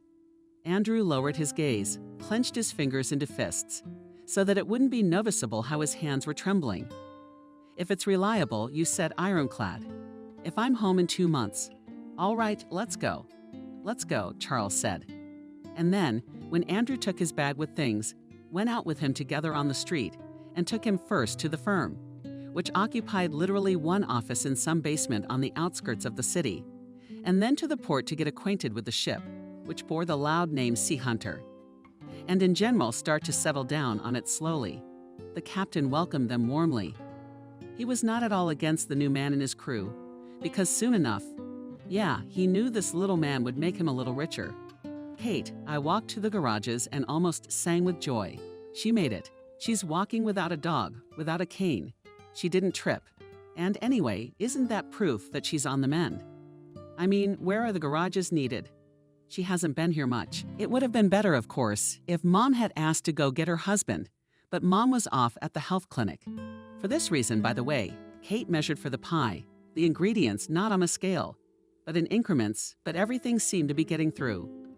Kate moved slowly through the garages, a little wary that someone might be walking their dog here without a leash, and she wouldn't notice. She almost twisted her legs a couple of times, stepping into some holes. Andrew called out to Kate as she reached the garage. From there came some sounds, creaks, and suspicious, broad messages. Something it all reminded her of. In fact, she was surprised when her mother suddenly called her, saying that Andrew, he would be in the garage for a while, because the car needed to be looked at. Kate also thought that when if it was not driven on it, almost managed to break down. Well, as a man, he probably knows better. "Andrew," she said again as she entered the garage. "Are you at your wife's? Mom's coming over soon too, and we're all having dinner. I made your favorite there." Kate froze, blinked a lot, but it didn't get any better with her condition. Just what she saw, oh, how could it be possible? She could clearly see the back of her husband's head. He was in the car in the back seat, and he wasn't the only one there. There was another man there, a woman, Sweetly Barrett. The familiar scent of perfume, blondes clean, curly hair. Kate thought she was about to faint. Already shirtless, we noticed her, fidgeting, squeaking, the car door creaking open. Mom exhaled Kate and recoiled. "Mom, how could you?" Kate felt as if she were being carried up and down, heaven and earth, and was being carried somewhere. The young woman leaned against the wall of the garage and pressed her hand to her chest. Everything in front of her eyes was so smeared, like through a cloudy glass. And with your tears, it's like a veil. Lissa's daughter awkwardly got out of the car, pulling off her dress, holding out her pantyhose. "Daughter, did you get it wrong?" Kate didn't immediately realize there was a strange, high-pitched sound that occupied her ears. Following her mother's words was her own throaty, hysterical laughter, just really nightmarish. Pride at the same time came out of his mouth. It was a phrase that had a place in vulgar anecdotes about cheating, but in no way in real life. Kate stepped Kate, the silhouette of the man whose return she longed for. "We need to talk." "No, stay away," Kate screamed. "Is something wrong?" came the voice of the new actor.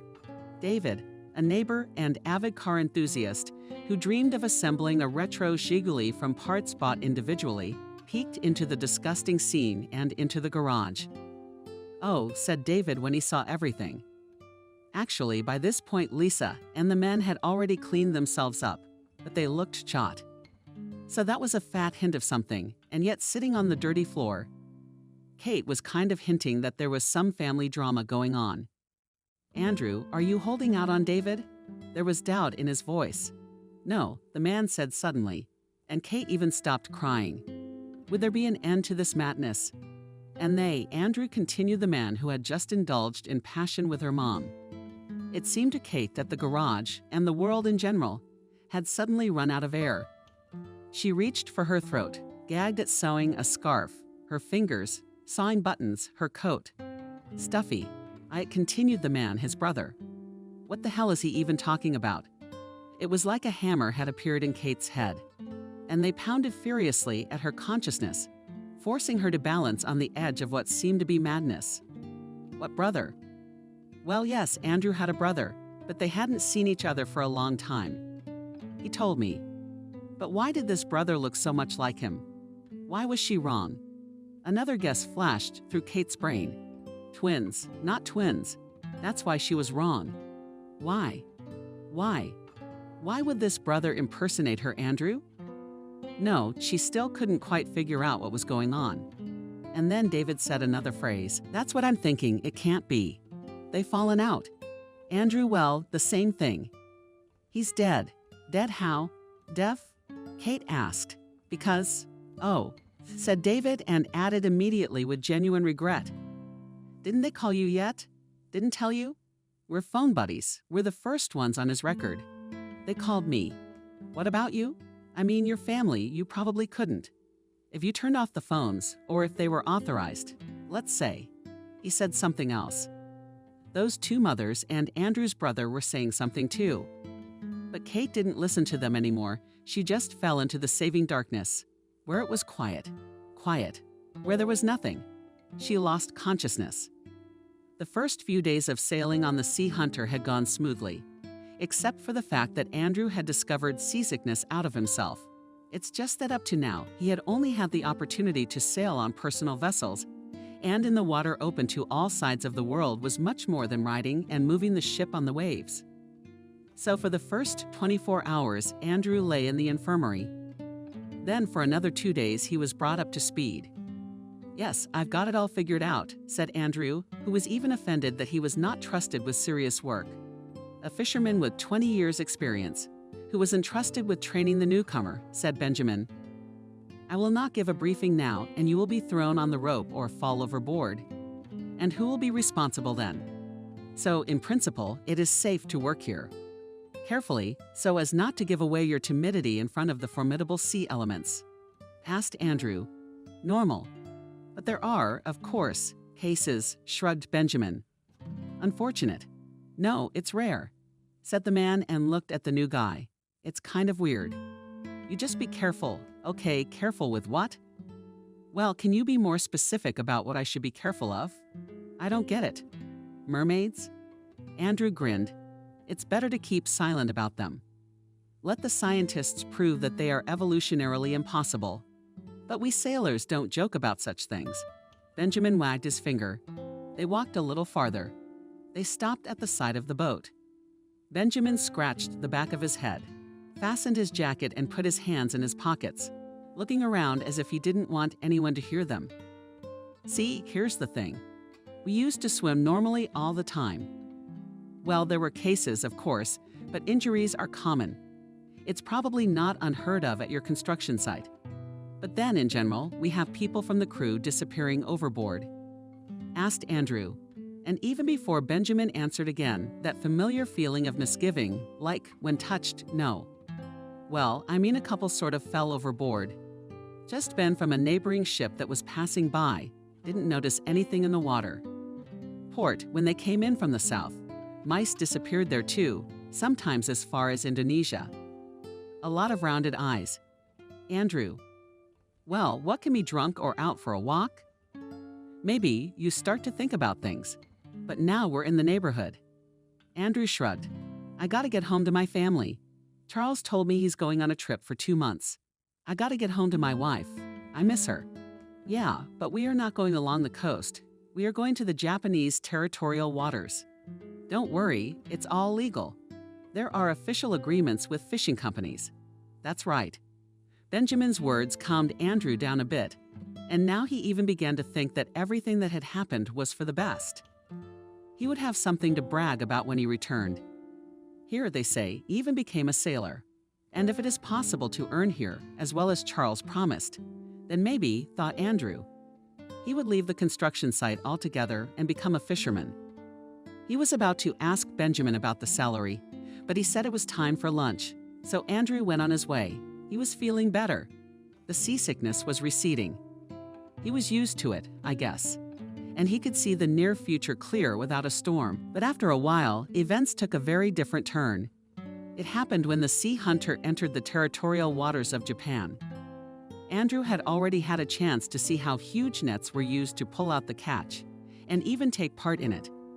The work, of course, was yuck, what a smell and heavy. But he decided that, as a man should, he would bravely hold on. And then one evening there was another ship nearby. A small ship was just passing by and was following the same course. And so when it got dark, Andrew was instructed to go and check the equipment with which the nets went up. He shrugged his shoulders and went to do as he was told. He was not surprised when the captain suddenly joined him on the deck. He thought that the captain was in the ship's cabin with everyone else, and the crew had an extra break in honor of successful fishing.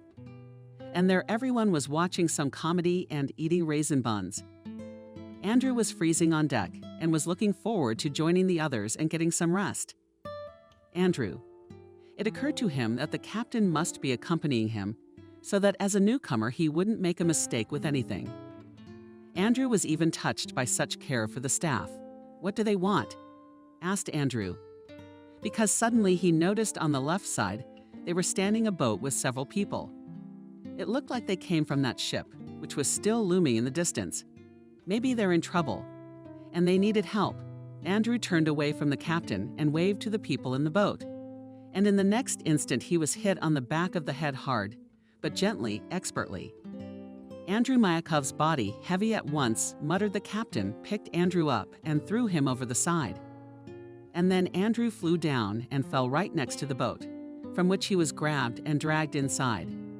And then, just as they had come, that is, with the engine turned off, they moved on oars towards the very vessel that had been sailing alongside the Sea Hunter for the last 24 hours. But now these fellow travelers had changed course. They had gotten what they wanted.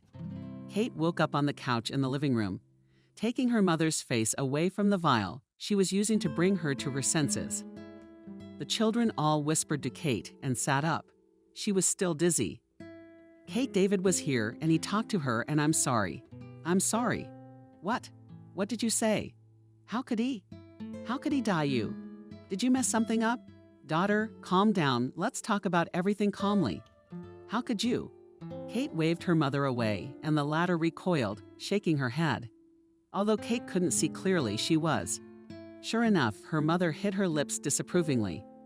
But Kate sighed. She realized that if she gave into panic and hysteria now, she wouldn't be able to figure anything out at all. "There's some kind of mistake," she repeated. "It's surreal what's going on here." Her husband, his brother, her mother. "David, you said Kate first." The neighbor nodded and spoke. It turned out that he'd gotten a call from Japan directly from there, because that was the side that was searching for the missing man from Andrew's fishing boat. "What fishing boat?" James wondered. "My brother was a builder, actually. Well, apparently he decided to retrain." David sighed. "You understand, I'm only giving you someone else's words. Anyway, he was on the ship, and then he disappeared. They thought that he fell overboard, accidentally fell off, because he was an inexperienced fisherman. They searched for him, but they didn't find him. The search was called off. It'll be a while before he's declared dead." "My husband is not dead," Kate said, and her voice sounded suddenly firm. "He couldn't have drowned." "No, that's not true. He must be alive," because she stepped with her nose. "Of course, one must believe and hope. Things happen in the world, they don't." can I ask you a question? Are you Brother Andrew? Yes, James said. It's been a long time since we've spoken in person, so I decided to visit, and I came.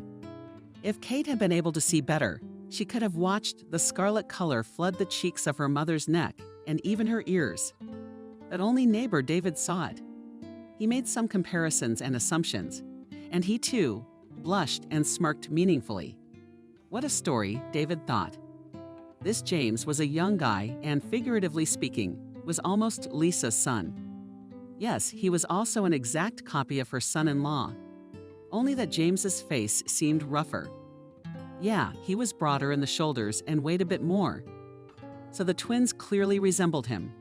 They're ladies in solid years. David now couldn't escape the thought of what he'd seen in the garage. And he swore to himself I wouldn't say a word.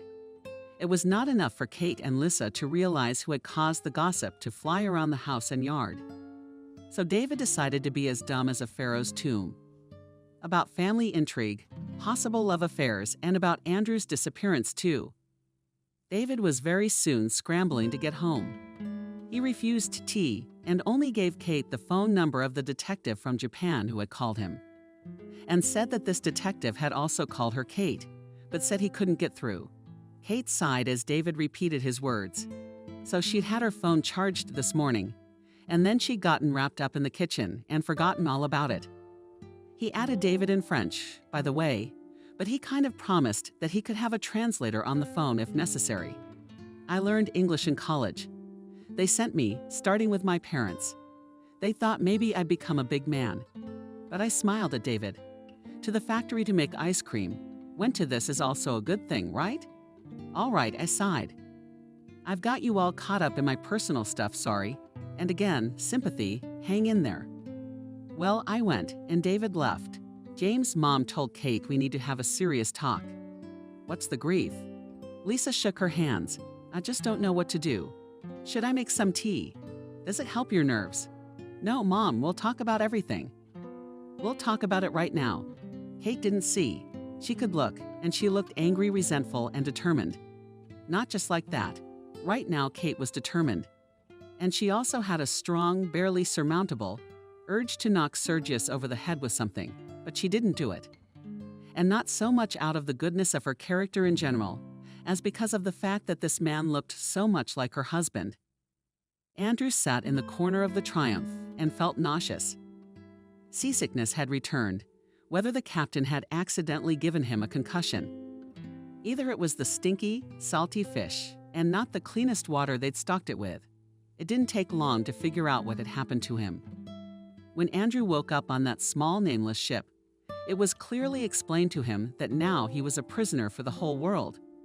But he was also a valuable man at the same time, and literally valuable, because the captain had been paid 4,000 American dollars in cash for him.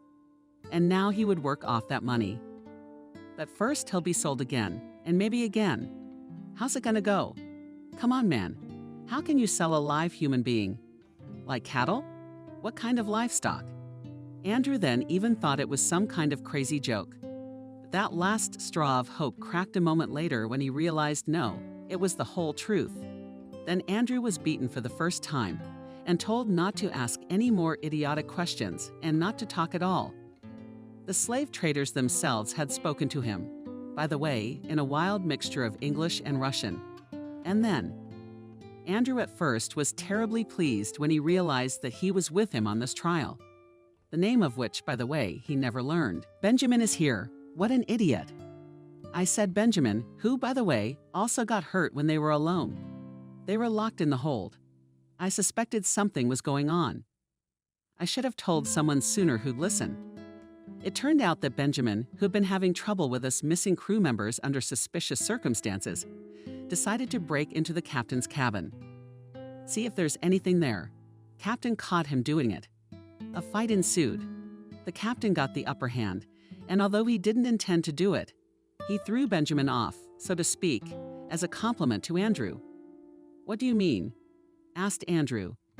Gritting his teeth from the cold, he was still in his wet clothes. We're really in bondage now. It's no good getting one of these. We got to get out, so when we get into port, who's nice to you? Did the man say we're even going into port? Benjamin grinned bitterly and began his story. Andrew listened with dazed eyes. It turned out that Benjamin was a very well-informed man about all the dark things in the world. He told that fishing in the seas and oceans of the world is often done illegally, and they make as much money on this scale as on trade in other illegal things. And to keep costs down, and to keep anyone from blabbing, slave labor is often used. Now we can only wonder, where will we end up? Argentina or closer to India in Southeast Asia? What are you telling me? In a colorless voice, Andrew said, "No, I don't agree. We need to save ourselves, we can swim." He suggested, "The first option that comes to mind is what style of swim? Ellen, I hope that dolphins swim by as a cab catch and grab his fin. Or are you planning to steal a lifeboat? I thought you told me you couldn't swim." "I don't know how to swim," Andrew sighed, and thought that he would give anything to be on solid ground. "We have to save ourselves, but don't be stupid. It is also necessary to break smart people has. Trust me, the sea is deep and full of hungry fish. I think we should lay low for now." Benjamin thought Andrew was a good man, but he didn't share something important with him, namely the fact that he had sent a couple of messages to his friends and acquaintances before he went to the captain's house, sending word, so to speak, that they could start unraveling the damn thing, and send it all to Benjamin over an encrypted internet connection. So no matter how much the captain digs through his phone, he can't find it. So Benjamin decided to keep quiet for now. Not that he didn't trust Andrew, but he didn't know how things would turn out. And he didn't want him, for example, to blurt it out by accident or under pressure, and thus finally abruptly turn them both into the worst of all possible scenarios. Over the next few days or weeks, Andrew lost track of time altogether. The Russian prisoners were thrown from ship to ship several times. The ships did not enter any ports, and the captives were not told where they were going. But because it was getting warmer and the seascape was changing, as well as listening to the speeches of the ship's crews, it was possible to conclude that they were moving somewhere in a southerly direction and closer to Southeast Asia. The final destination for Andrew and Benjamin was eventually a fishing boat. Keller was fishing illegally in the Indian Ocean, and they weren't the only metalworkers there. There were nearly a dozen others, mostly from India. But there was also one Australian, even one who had been sold into slavery, as well as their own who had agreed to long labor because his family owed the local gangsters. Most of the forced laborers were here for a short time, no more than 3 years. But one kid from Bangladesh, whom everyone called Jim for some reason, explained that he had been here for 7 years. Benjamin, as a man who knows English better, translated Jim's story to Andrew, and it was quite banal. He got married, he and his beloved were expecting a child, and he went to work. And then in a coastal village, in a bar, a stranger came up to him and said that there was a topic. "There's a way to make a quick buck. I cannot hear for years," Andrew said then. And he no longer cared that he was a man, and he had tears in his eyes. "I have a mother and father to see. I have a wife to love. I have to go back." They worked their asses off, not eating rice and the smallest fish they could catch. Andrew had run dozens of rescue scenarios in his head over the weeks, both for himself and for everyone. Then he looked again at the armed crew. 6 men, all strong, not exhausted by starvation and grueling labor guys, and realized they had no chance. And then one day, Andrew did a rash thing. All he did was go to ask for medicine for Jim. Poor guy hurt his hand on some spiny fish in the vaporizer. Kid's got a fever, and he's delirious. The captain went to see to his slaves. And when in the morning everyone went back to work, Jim was not among them. Andrew was startled. He suddenly realized that by his care he had brought danger upon the lad. If he had not called the attention of the main man on that dreadful ship, the lad might have been different himself, especially since Jim had said that this sort of thing had happened to him before. Now here was Andrew feeling terribly guilty, but that wasn't the only thing. A swelling of feelings. Asshole. Andrew went to the captain. "What did you do to him?" The other sailor slaves tried to stop him. But Andrew, driven by a just thirst for revenge, managed to smear the captain and, it seems, broke his nose. He had no doubt that Jim had been thrown overboard. Captain, when Andrew was dragged away from him, the big man stared in amazement, and then angrily, laughing, said that nothing Andrew would soon learn to behave, and handcuffed him to the board, forbade to give him food and water. The scorching sun, under which Andrew spent the whole day, seemed to bring unbearable torment. But in the evening, as the storm played out on the sea, Andrew realized that it could be even worse. It seemed incredible how the water in these warm lands could be such an icy storm. Kate moved his lips. "I'll come back to you." And then the impact of the waves simply sealed him to the side, and Andrew lost consciousness. Lissa hadn't gotten to her daughter. It just didn't make sense now. And she said frankly, and even with a challenge in her voice, that she and James were lovers. "What did you want?" She threw to her daughter. "I'm not an old woman yet. At my age, by the way, the second youth begins. It's not like I've made an attempt on your husband. So don't get hysterical with me. But why did you have to lie? Why didn't you just say he was Andrew's brother? Why all the mystery of Kate's mom? I'm so sorry. What's the point of dredging up the past now?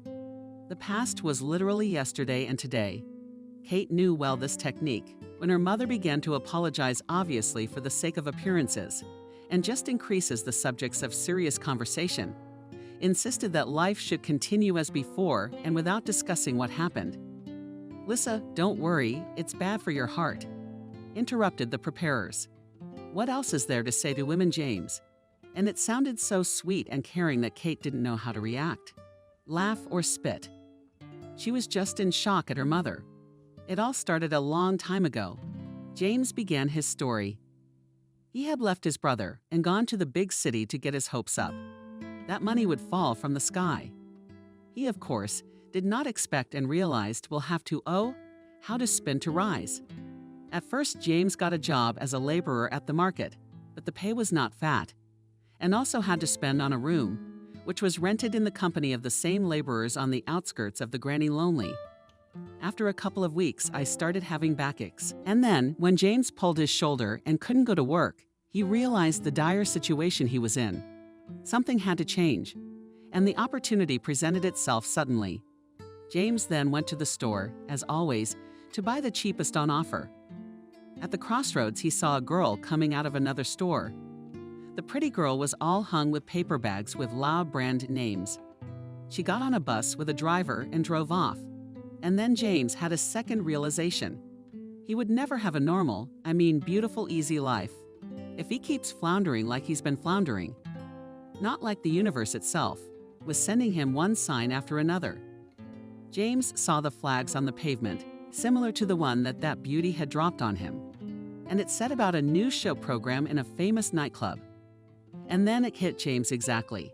He remembered how in his youth, when he and his brother went to the village disco, when there was a scuffle, he always managed to dashingly restore order there. No, James himself knew how to fight, but he also knew how to calm down the rowdy ones like Chex, who'd had too much to drink or who were just out of character. So he went straight to the nightclub. And there it was. Coincidence needed just such a man, only unusual bouncer. The administrator told him. A blonde in her 40s with a gorgeous shape. "We need someone who knows how to handle problems delicately. We value our reputation. I agree to everything." Lusciously, sweetly stretched the administrator and undid the button on a silk blouse. "Well then, let me then you from the conversation." True, specifically this moment with a piquant hint James in his story missed. He simply told Kate that he was hired in a nightclub as a security guard, and he worked there successfully. But then another man was hired. It just happened. A misunderstanding happened. James again, he left out one thing.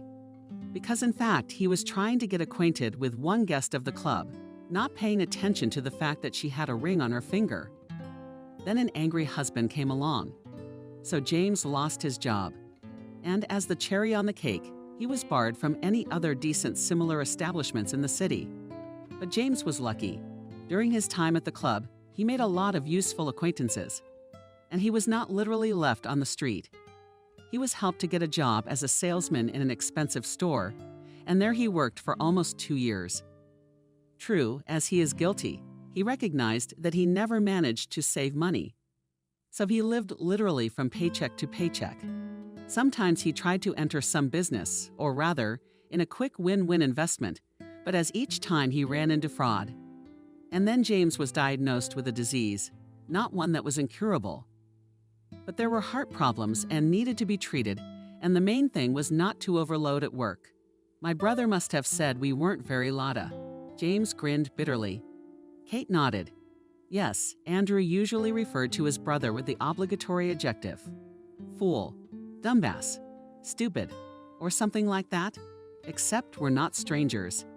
People were socializing, James continued. And now, it seemed, he was beginning to get to a particular part of his story that he was particularly uncomfortable telling.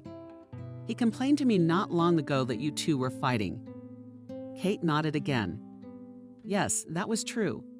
There had been disagreements in the family and above all over Andrew's working shifts. Kate insisted that her husband should be home, that she didn't like him being away so long. Andrew reasoned that he would earn more there and accordingly. They are more likely to take an apartment in the mortgage and in general. He's doing it for her. And if it's for my sake, then I need you around. Kate was almost crying at times like this. And right now she had no rest that in the last wave, when Andrew talked with Andrew, they communicated dryly, hardly as can communicate loving spouses, forced separation. But I made up my mind, too, James said, and fell silent. To what? Well, talk, I don't get it anymore, Kate. I thought I might seduce you. I apologize. Wait a minute, Hanaka. Tell it like it is. What do you mean, seduce? And what does that have to do with my mom? How are you two doing? If you let me go on, I'll tell you everything. James muttered. Kate gave him that opportunity, and he continued. James decided that his resemblance to Andrew could be terribly useful. That Kate might be tempted by that very resemblance. But James had Kate all to himself. Yes, long ago on the eve of the wedding, to which James could not come, and so just called and verbally congratulated his young wife. And so James took the same number and sent a message saying, so and so. I'm your husband's brother. We haven't talked in a while. We're in the family way. How are you doing? He also added that he had heard rumors through his brother that he and Kate were fighting. And James assured her that he was personally on her side. Andrew, he's a fool for not appreciating what a treasure he has in his wife. And James included a picture of himself with the message. He's all handsome at the gym. But it so happened that at the time when the message came, this Kate forgot his phone at home, and his mom accidentally read it. At first she was very surprised that her son-in-law, it turns out, has such a brother. And then, well, that's where Lisa came into the conversation. You know, she said, dimming her gaze. I've been trying to get my life together for a long time. I've been on dating sites. I've tried dating people my own age, and nothing works. Then some grandfathers write. Then just fools scare me. And here I sent him Seriosha, a quick message that say, do not need to this number to communicate with us, that no one recognized unnecessary. Right, let's go to another one. I didn't tell him this number. So Lisa waved her hands. James thought he was talking to you. It turned out that Lisa was immediately attracted to James and pretended to care about him. Wait, now why would you want to seduce me? Is this some kind of original way to get back at your brother? Did Kate interrupt the story? No, that's not what I was hoping for. And he confessed. When he announced his plan, Kate was shocked, although it seemed like a lot more than that. It turned out that James was counting on Kate falling in love with him. After all, he looks exactly like his brother. Well, in content, so to speak, he could be, unlike Andrew, the man of dreams. James, fame, the elements, and dozens, hundreds of compliments. He planned that Kate would divorce Andrew, and then he, taking his brother's place, would move into her apartment and get a residence permit. And then he could get a job at the firm where Kate had such great connections. What connections? Exclaimed the girl who could not understand anything at all. You see, the mother explained. I wanted to keep James interested, to keep him interested. And I told him that your boss was your lover, and out of old friendship, so to speak, would hire James even without a college degree. William, Kate gasped. Here now in any framework, even the wildest fantasies did not fit. Because William was 62 years old, happily married for over 30 years, and was generally the sweetest, most down-to-earth, and kindest man. How could you do that? Kate, feeling resentful for having insulted William to a degree hardly greater than that her mother had even contrived such a sordid affair involving her. So I decided to come home from work, and they fired me, pinned the shortfall on me, and I didn't steal, James said. Well, we'll take our word for it. Kate grinned grimly. I said I'd be there, James continued, letting her words sink in. And then your mom showed up. She confessed everything, told me that I wasn't really texting her with you. It was like a joy the whole time. And how are you? You're fine, yeah. But why? Why you? She pointed her finger at the guy and you. She pointed her finger at the mother. Why the whole circus with him, Andrew? What were you trying to accomplish? Answer me, and stop lying to me. Lisa, the mumbling was about how Katya shouldn't be nervous. But then, when she barked at her menacingly again, she just took it upon herself to explain. She said she was fine with it. After all, it was well known that Kate couldn't stand strangers in the house.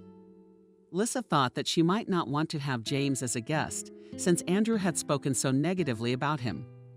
And this is where Lisa decided to use the fact that her daughter has vision problems. She decided it wouldn't be a bad idea for James to hook up with Andrew for a couple days. And then she'd get the guy an apartment, and he'd move out. And then what? It seemed to Kate more and more that this unreal life was going on around her, that she was in a bad movie, which had an incomprehensible madman screenwriter. And it would be nice, by the way, to remember to prescribe a happy ending. What you would have said when Andrew came back, I would have thought about it. Lisa sighed. I just wanted to do something about it now. Daughter, can't you understand me a little? I'm just not an old woman. I want love too. Kate chuckled. Yes, Mom was partly right. For her age, Lisa had an amazing figure. She was slender, lush in all the right places. She moved easily and even gracefully, could dress tastefully, and didn't overuse decorative cosmetics. And in fact, before the whole ugly story was revealed, Kate, it was even pleasant when acquaintances or casual passers-by complimented her mother. She was just happy for her mother that she had retained her charm at such an age. Except now she couldn't admire it anymore for some reason. That's just great. Yeah, I'm Kate exclaimed again. Yeah, my heart almost stopped. When I saw you guys, Mom and you. She turned to James. I guess Andrew was always talking about you for a reason. Is that how much you need the money? You destroy your own brother's family for it. And then have an affair with his mother-in-law. I realize I deserve the worst words, but you haven't lived my life, and you can't know what I'm thinking and feeling. And I don't want to know, and I'm not going to get into it. Kate jumped up off the couch. Now get out of my house. Kate, this is my house too, and James isn't going anywhere. Besides, how can you be so cruel? Lisa's voice trembled. He just lost his brother. Andrew's not dead. He's alive. There's something wrong. It's impossible. There's some kind of mistake. And I know it. When Andrew woke up, he thought he'd probably drowned and gone to the other side. Otherwise, why is it so bright? What's blinding his eyes? Softly lying down, nothing hurt. But as consciousness cleared, everything became clearer. The light was hitting his eyes from the lamp hanging from the ceiling, lying softly on the clean bed, and nothing hurt, because he had been injected with a horse dose of anesthetic antibiotics and all sorts of other drugs. He was informed about it by the doctor, who, as it turned out, came every now and then to visit the patient, to check how he was doing.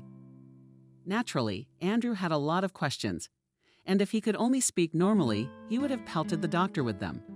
But his voice wouldn't listen. It was explained to him that it was from shock, because he had indeed almost drowned. But it would soon pass, and the doctor, as if he had read his mind, immediately satisfied his curiosity by telling him what had happened. It turned out that he was incredibly lucky, because the night before, when the ship was caught in a storm, two things happened at once. First of all, the very boy named Jim, about whom Andrew thought he was dead, survived. He was picked up by a cruise liner that happened to be sailing in the same waters. And Jim, of course, immediately told of his troubles. The crew of the liner rushed to contact the authorities. Secondly, at about the same time, the friends Benjamin had contacted before he joined Andrew finally began to act. The thing was that Benjamin had sent messages to several of his friends, but something happened with the internet connection, and his message was finally received by only one person, who coincidentally was in India at the time. And everything spiraled in the sense that Benjamin managed to send not a simple message saying, "I'm in trouble. Help me, help me."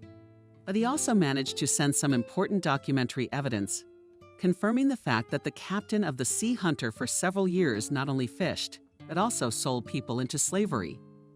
Neatly, their disappearance on the theory that the fishermen could have simply fallen overboard or escaped to the port of some warm country to stay there illegally. And so it all turned out that this very acquaintance Benjamin further managed to raise the right people, to involve some organizations. Plus Jim's testimony added to the mix. And when one thing added up to another, it just so happened that it became clear on which particular ship Benjamin and Andrew were being held captive. Then Kelly was chased, interrupted by the storm. Kelly was caught, barely behind him. And the storm, by the way, even helped, because the pirate, in fact, a fishing vessel, turned out to be badly battered and could not develop much speed to evade the chase. Finally, the ship was arrested, as was its crew, and the captives were released. All of them required medical attention to one degree or another. But Andrew was hurt more than anyone else. The doctor said that Andrew would probably stay in the hospital for a month, and then he would have to stay in a foreign country because his testimony, as well as the testimony of other prisoners, is extremely important in order to bring the villains to the deserved responsibility. "I cannot so long, weakly, and resolutely at the same time," said Andrew.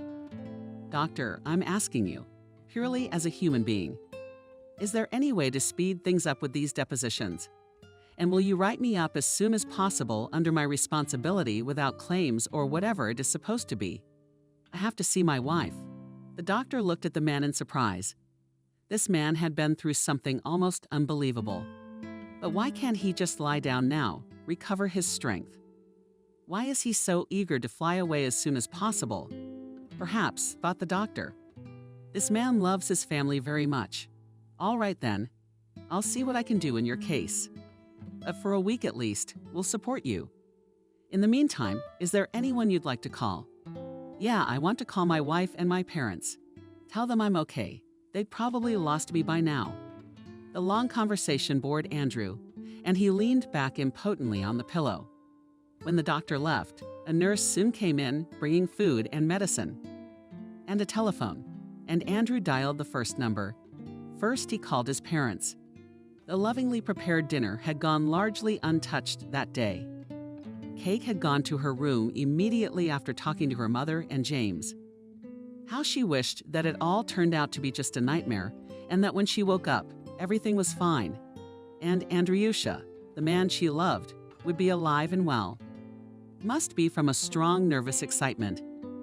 Kate fell asleep almost as soon as her head touched the pillow, but woke up unexpectedly early for herself. At 5:00 a.m. she glanced at her phone. What time was it? And noticed the missed call icon. Her heart skipped a beat. A strange premonition prickled in her chest, as if something disturbing had happened, and yet she was soon to receive good news. Kate remembered that David had told the neighbor that some foreign services were investigating Andriusha's accidental disappearance on the open sea, and that they promised to call back when they had some details. So maybe they were the ones who called. No, Kate realized she wouldn't bring herself to dial the unknown number because she was afraid of hearing the worst, that Andrew had been found and that he was dead. But she didn't have to do that, because the phone rang again. Translating the subject into the air through clenched teeth, Kate pressed the button to accept the call. But not a word was spoken, and she almost screamed when she heard her husband's voice on the other side. Beloved at last, and once again she found her voice. Andrew, are you alive? Where are you? What happened? You're all right. The wife was flooded with questions. What could Andrew answer her? He realized that it was impossible to tell the whole truth, because he didn't want to alarm Kate. And the mother-in-law scares with her adventures even if they have already ended, as it was not desirable. Only after the first phrases she said, Andrew realized that there was no point in hiding. He hurried to assure Kate that now everything was fine with him, that he was in no danger now. "No, you don't have to come to me. Don't worry, it's gonna be fine. It's gonna be fine. I'm being treated here. It's a nice room. You can see the palm trees from the window." Kate added he feels like he's going to cry a little more. "I'll get back on my feet, and I promise to go to the sea. I will definitely do everything to make you live happily at my place. I don't want to go to the sea." Through tears of joy, answered Kate, "Just come home soon." And then it happened accidentally that she let it slip that she was ill. Andrew, of course, got very excited. After all, the eyes, as he said, are not some shoulder bones in which necessarily grow. It's much more complicated than that. Kate, for her part, assured Andrew that she was feeling better. Then she told him that James was staying with them. But of course, Kate wouldn't reveal the specifics of his visit. At first, she simply said your brother was visiting. Andrew said that was very good because it was high time they saw each other. After this conversation, Andrew began to rush the doctor even more so that he would be discharged as soon as possible. Also, as soon as he could stand up and walk, Andrew demanded to see Benjamin. "Thank you," Andrew said. "For what?" Benjamin asked. "Yes, for being there for me the whole time, keeping me going. Without you, I wouldn't have lasted. You're the strong one. By the way, what are you going to do next?" "Home to your people?" said Andrew. "And of course, no matter how much they pay, I won't go on shifts. I'll find a job near home. That's the only way now. What do you think you'll do?" "I'm going home too. I've got a mother, nephews, sister. I've got to get out of here too. I'll work on the river. Maybe I'll give rides to tourists or fix boats. Well, by the way, come visit me sometime. Our Volga is beautiful. No Maldives can compare." "I will," nodded Andrew. They talked some more. And then Benjamin said that the Charles that Andrew had so predatorily recruited, that he too had already been captured, had caught up with him in London, when the plane had just landed. All in all, it looked like Benjamin and Andrew were the latest victims of one large, wide-ranging network of a human trafficking criminal organization. "Only I want to go on living my life in peace," Andrew said. "In the sense that no journalists, no interviews." Benjamin agreed with him and recommended to ignore all such offers. That way everyone would get off his back quicker. Finally, after a few days, Andrew was able to go to the airport. He still felt weak and unimportant, but what did it matter that he was coming home, and at home? I think, in the meantime, a very important question was being decided. And the thing was, Kate thought that James should confess to his brother his not beautiful yes, something about his nightmarish act. He'd forgive you. Their family. She repeated stubbornly. "You may be married, but you don't know Andrew very well," James replied grimly. "No, he's sorry, but he'll remember it for the rest of his life." "Daughter, do you have any idea what would happen if he found out?" Lissa was really worried. "Do you think you can just forget it and pretend it never happened and go on living as before?" "No, of course not, but at least for a while. How much has happened? Do you need to have a quiet talk?" "Not in a hurry. We need to come to an understanding. We're not strangers." Kate had to agree. Not so much because she understood her mother as because she didn't want to disturb Andrew, who, of course, needed a quiet atmosphere after what had happened. David's neighbor was a good man. He kept his promise about not blabbing to anyone or anything. He could not, as a result of which very soon all acquaintances and neighbors, not to mention relatives, were aware that Andrew had decided to become a sailor and fisherman for some reason. And at first, these people went to Kate's house to express their condolences. And then they were quite shocked by the news that Andrew was alive and back home. And besides, Andrew took and told briefly about what had happened to him to the same Dmitri. And he, of course, spread it everywhere and to everyone. So Andrew soon got all the attention he feared. Thankfully, at least without journalists, but all acquaintances now as if it was their duty to ask him about what had happened. And this story slowly became in people's retellings more and more new details, and often fictitious. And in its, so to speak, final version. It presented the story of how Andrew alone confronted in the sea mafia and powerful clan of a pack of sharks. Dovskum in the story somehow managed to appear sultry beauty Italian, the daughter of the Italian head of the mafia, which Andrew tempted millions and her charms, but he refused her for the legitimate wife. And in the end, Andrew, from all these gossip and rumors, on which it was almost possible to shoot a movie, he was so tired of them that I was thinking of even starting to move to another city. But then in the environment of acquaintances, friends, and relatives happened a new event. Someone cheated on someone had a child out of wedlock. And very soon, Andrew's story receded into the background. We could breathe easy. Well, it seemed that way. And then Kate just realized at one point that she couldn't lie to her husband anymore. Even if the lie required not talking, but just keeping her mouth shut. But she couldn't hide anymore. And one day, when Mom and James weren't home, she told Andrew everything. And Andrew, of course, was shocked. But after everything he'd been through, he had a different outlook on life. And although now he realized the baseness of his brother's deed, he also realized that it was nothing compared to what he had experienced. "Why are you so calm?" asked concerned Kate, who generally already showed that her husband had fallen into a kind of trance of thoughtfulness. "I'm restless," Andrew answered honestly. "Only I won't do anything at all. In the sense that I don't want to quarrel with my brother. He's certainly shown his intelligence and morals. But after all this, I think I'll just talk to him and explain that, unfortunately, he doesn't belong in our house. Except it's also my mom's house." Kate said shyly, "You're right. But I thought let's eat. But where to? We don't have enough for a mortgage yet. You still have to find a stable job to get it approved. I know all that, but at least we can afford a rented place. What do you say?" Kate was very happy to hear that. And just 3 days later, they moved into an apartment found through a realtor they knew. "Maybe I should stay home?" asked Andrew excitedly to his wife. He had a job interview scheduled for 3 days today. Kate had not been feeling well since morning. Perhaps she told her husband ate, and at breakfast the yogurt was not of good quality by any means. "Make sure you come with me. Everything will be fine, I promise."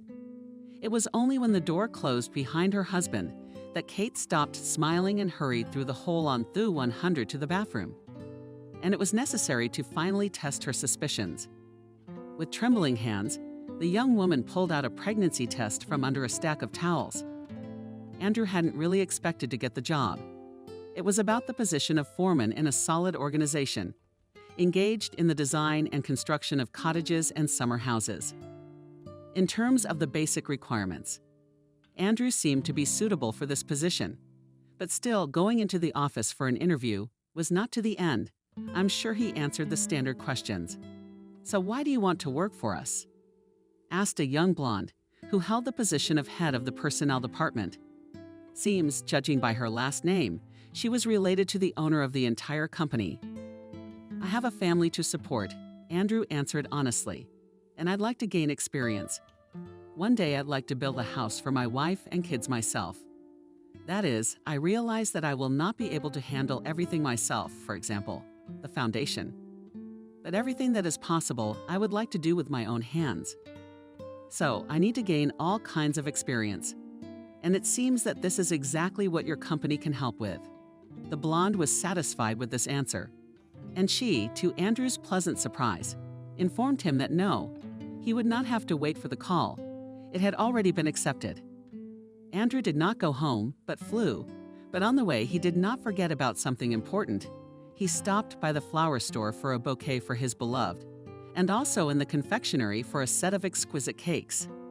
They had something to celebrate today, but there was a surprise waiting for him at home, or rather 2 surprises. Lissa called her daughter in the moments when she was barely recovering from the results of the pregnancy test. "Yes, Mom, this is an emergency," Kate said. "I'm just a little busy right now." "Lissa, to moratorium on what?" "It's very urgent," and sobbing. "I told you what happened. Since the daughter and son-in-law left, Lisa has been living in an apartment with James. Yeah, they were starting to live as a couple, and she didn't care what anyone said. And of course, they had something to say about their age difference, and the fact that James was Lisa's brother and twin brother-in-law. But she didn't care. She felt airy happy. A second youth had come to her. Lisa also spoiled James. She updated his closet, gave him a cell phone, and then emptied both of his accounts, where she'd been saving money just in case. She supported her lover, closed his loan, plus gave him money for nothing, because James told everything. Just all ears were buzzing about some mega-profitable investment project. In general, the life of an unusual couple was booming. Lisa even began to think about the marriage ceremony and even thought about what she would like a dress that was not pure white. Of course, it would not correspond to her age. Well, maybe a shade of ivory. "Mom, you called me to tell me how you two sweethearts are doing." "Life is good. Let me just say I'm happy for you and we'll call it a day." "Okay, after all, I'd probably be the wrong daughter to wish you and James apart. But I can't wish for your marital happiness either." The daughter broke down on the other side sobbing. "Lisa, so James left me. Turns out the newlywed and 5 minutes away." Fiancé literally disappeared from Lisa's life. Just when she got home one day, she didn't find him there. But she did find a touching note saying that he, James, was immensely grateful to Lisa for everything she had done for him, that she had left a lifelong memory in his heart. But he, alas and is not yet ready for a serious relationship because he needs to find himself in this big world. In this regard, James asked him to forgive him if he had offended him in any way. He wished his sweetheart Elizjinka of all the best, including love, and went somewhere else. By the way, James took all her gifts, including a new watch, an expensive smartphone from a famous brand, the latest model, and of course, a substantial amount of cash. Mom. Kate sat up like that. Hearing all this, "I'm so sorry." She was crystal sincere. She really felt sorry for her mom, who seemed to have a crush on her. They talked some more. Lisa said that no, she wasn't angry with James, and she realized that she had brought it on herself. It was her own fault for believing that their love could be real. Mom said to Kate, "I need to tell you something too. I'm pregnant." Andrew, the same news found out, barely crossed the threshold. At first he was taken aback, but then he laughed, picked up his beloved in his arms, spun around the apartment, and putting her in her place, demanded Kate. And Andrew did so. "And now I will always fulfill all your wishes with tenderness," he said. Such an important change in the life of their little family soon had serious consequences. Plus, they had to take into account what had happened in Kate's mom's life. And first of all, the couple made a decision to return to the old apartment, especially since the mother-in-law was calling.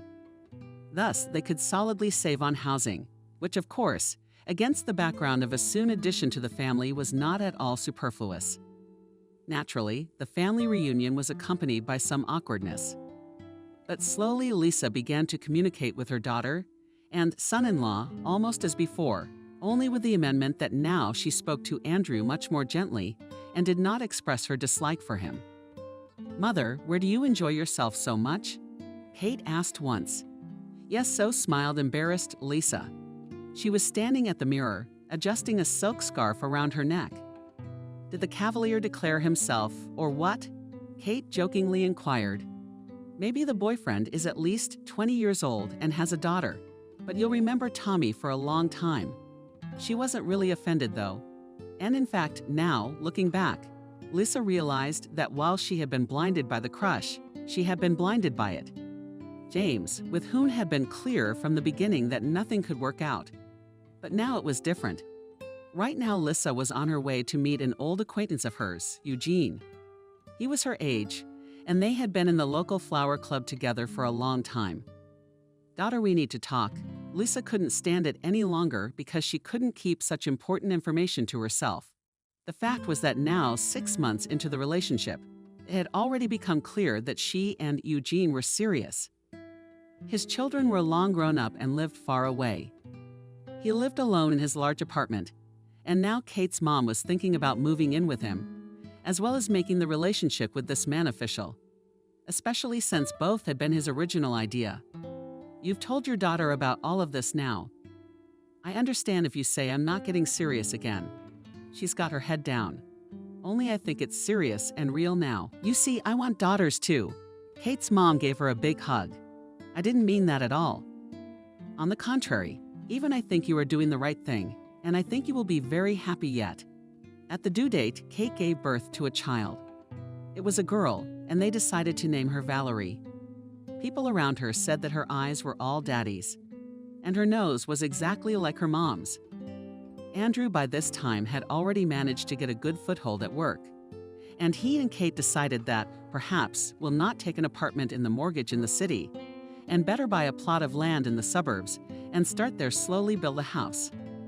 This option seemed much more attractive to my husband and wife, also because they could more comfortably arrange the life of Andrew's parents near them. He was a very late child, so they were already elderly people, and it was certainly better for them not to live alone further on. Doctors, by the way, were frightened by the fact that pregnancy and childbirth could negatively affect Kate's eyesight. But contrary to their gloomy expectations, her eyes fully recovered by the end of the pregnancy. And when the baby girl came into the world, Kate could admire her with clarity from the climate. And in those moments, it was so easy for her to feel happier than this woman in the world. And then a few months later, James called unexpectedly, and Andrew's first reaction was predictable. Before answering the call, he cursed out loud at his brother because he had decided that the money he had received from Lisa had certainly managed to skip out on his money and had gotten into something else. He would ask for financial help, but it wasn't like that at all. James told me timidly that he had actually sort of gotten smart. He decided to settle down in a small town. He went to study auto mechanics and even got a job at a car service. But most importantly, he met a girl and fell in love. They got married. Her name was Wendy, and she was a single mom. But James wasn't afraid of that, because he thought it was true love. "Well, let's hope things work out for him," Andrew said. When they finished talking, "Do you think so?" Kate asked him. "Why wouldn't I?" she shrugged. "After all, we're twins, and if they didn't get a little bit of his carelessness, then a little bit of my cleverness must have fallen to him." As time went on, the whole story of Andrew's crazy adventures, not that it began to be forgotten, but he himself and Kate began to return to it in conversation and thought less and less often. However, it suddenly had an unexpected sequel. Just one day, they were contacted by a lawyer who represented the interests of a foreign company that was engaged in processing fish, making various canned products from it. It turned out that this company for many years, without knowing it, had been buying illegally harvested fish. That is, poachers, and even with the use of slave labor. And naturally, when the truth came out, it was a serious blow to their reputation. To save it, the company donated a generous amount of money to environmental protection funds, promised to make better sourcing choices from now on, and also decided to pay some very substantial sums to the former captives who had taken the fish as, so to speak, financial compensation. Andrew was a little shocked, and at first even wanted to refuse the money at all. But his wife was against it. Kate insisted that he really had earned some moral compensation during his imprisonment. He deserved some moral compensation. And besides, they could use the money. They could build a house without a loan. That's what they decided to do, and that's what they did. And though neither Kate nor Andrew could predict what life had in store for them, but somehow, on some instinctive and almost mystical level, it seemed to them that they would never again face such severe shocks and dangers as they had recently experienced.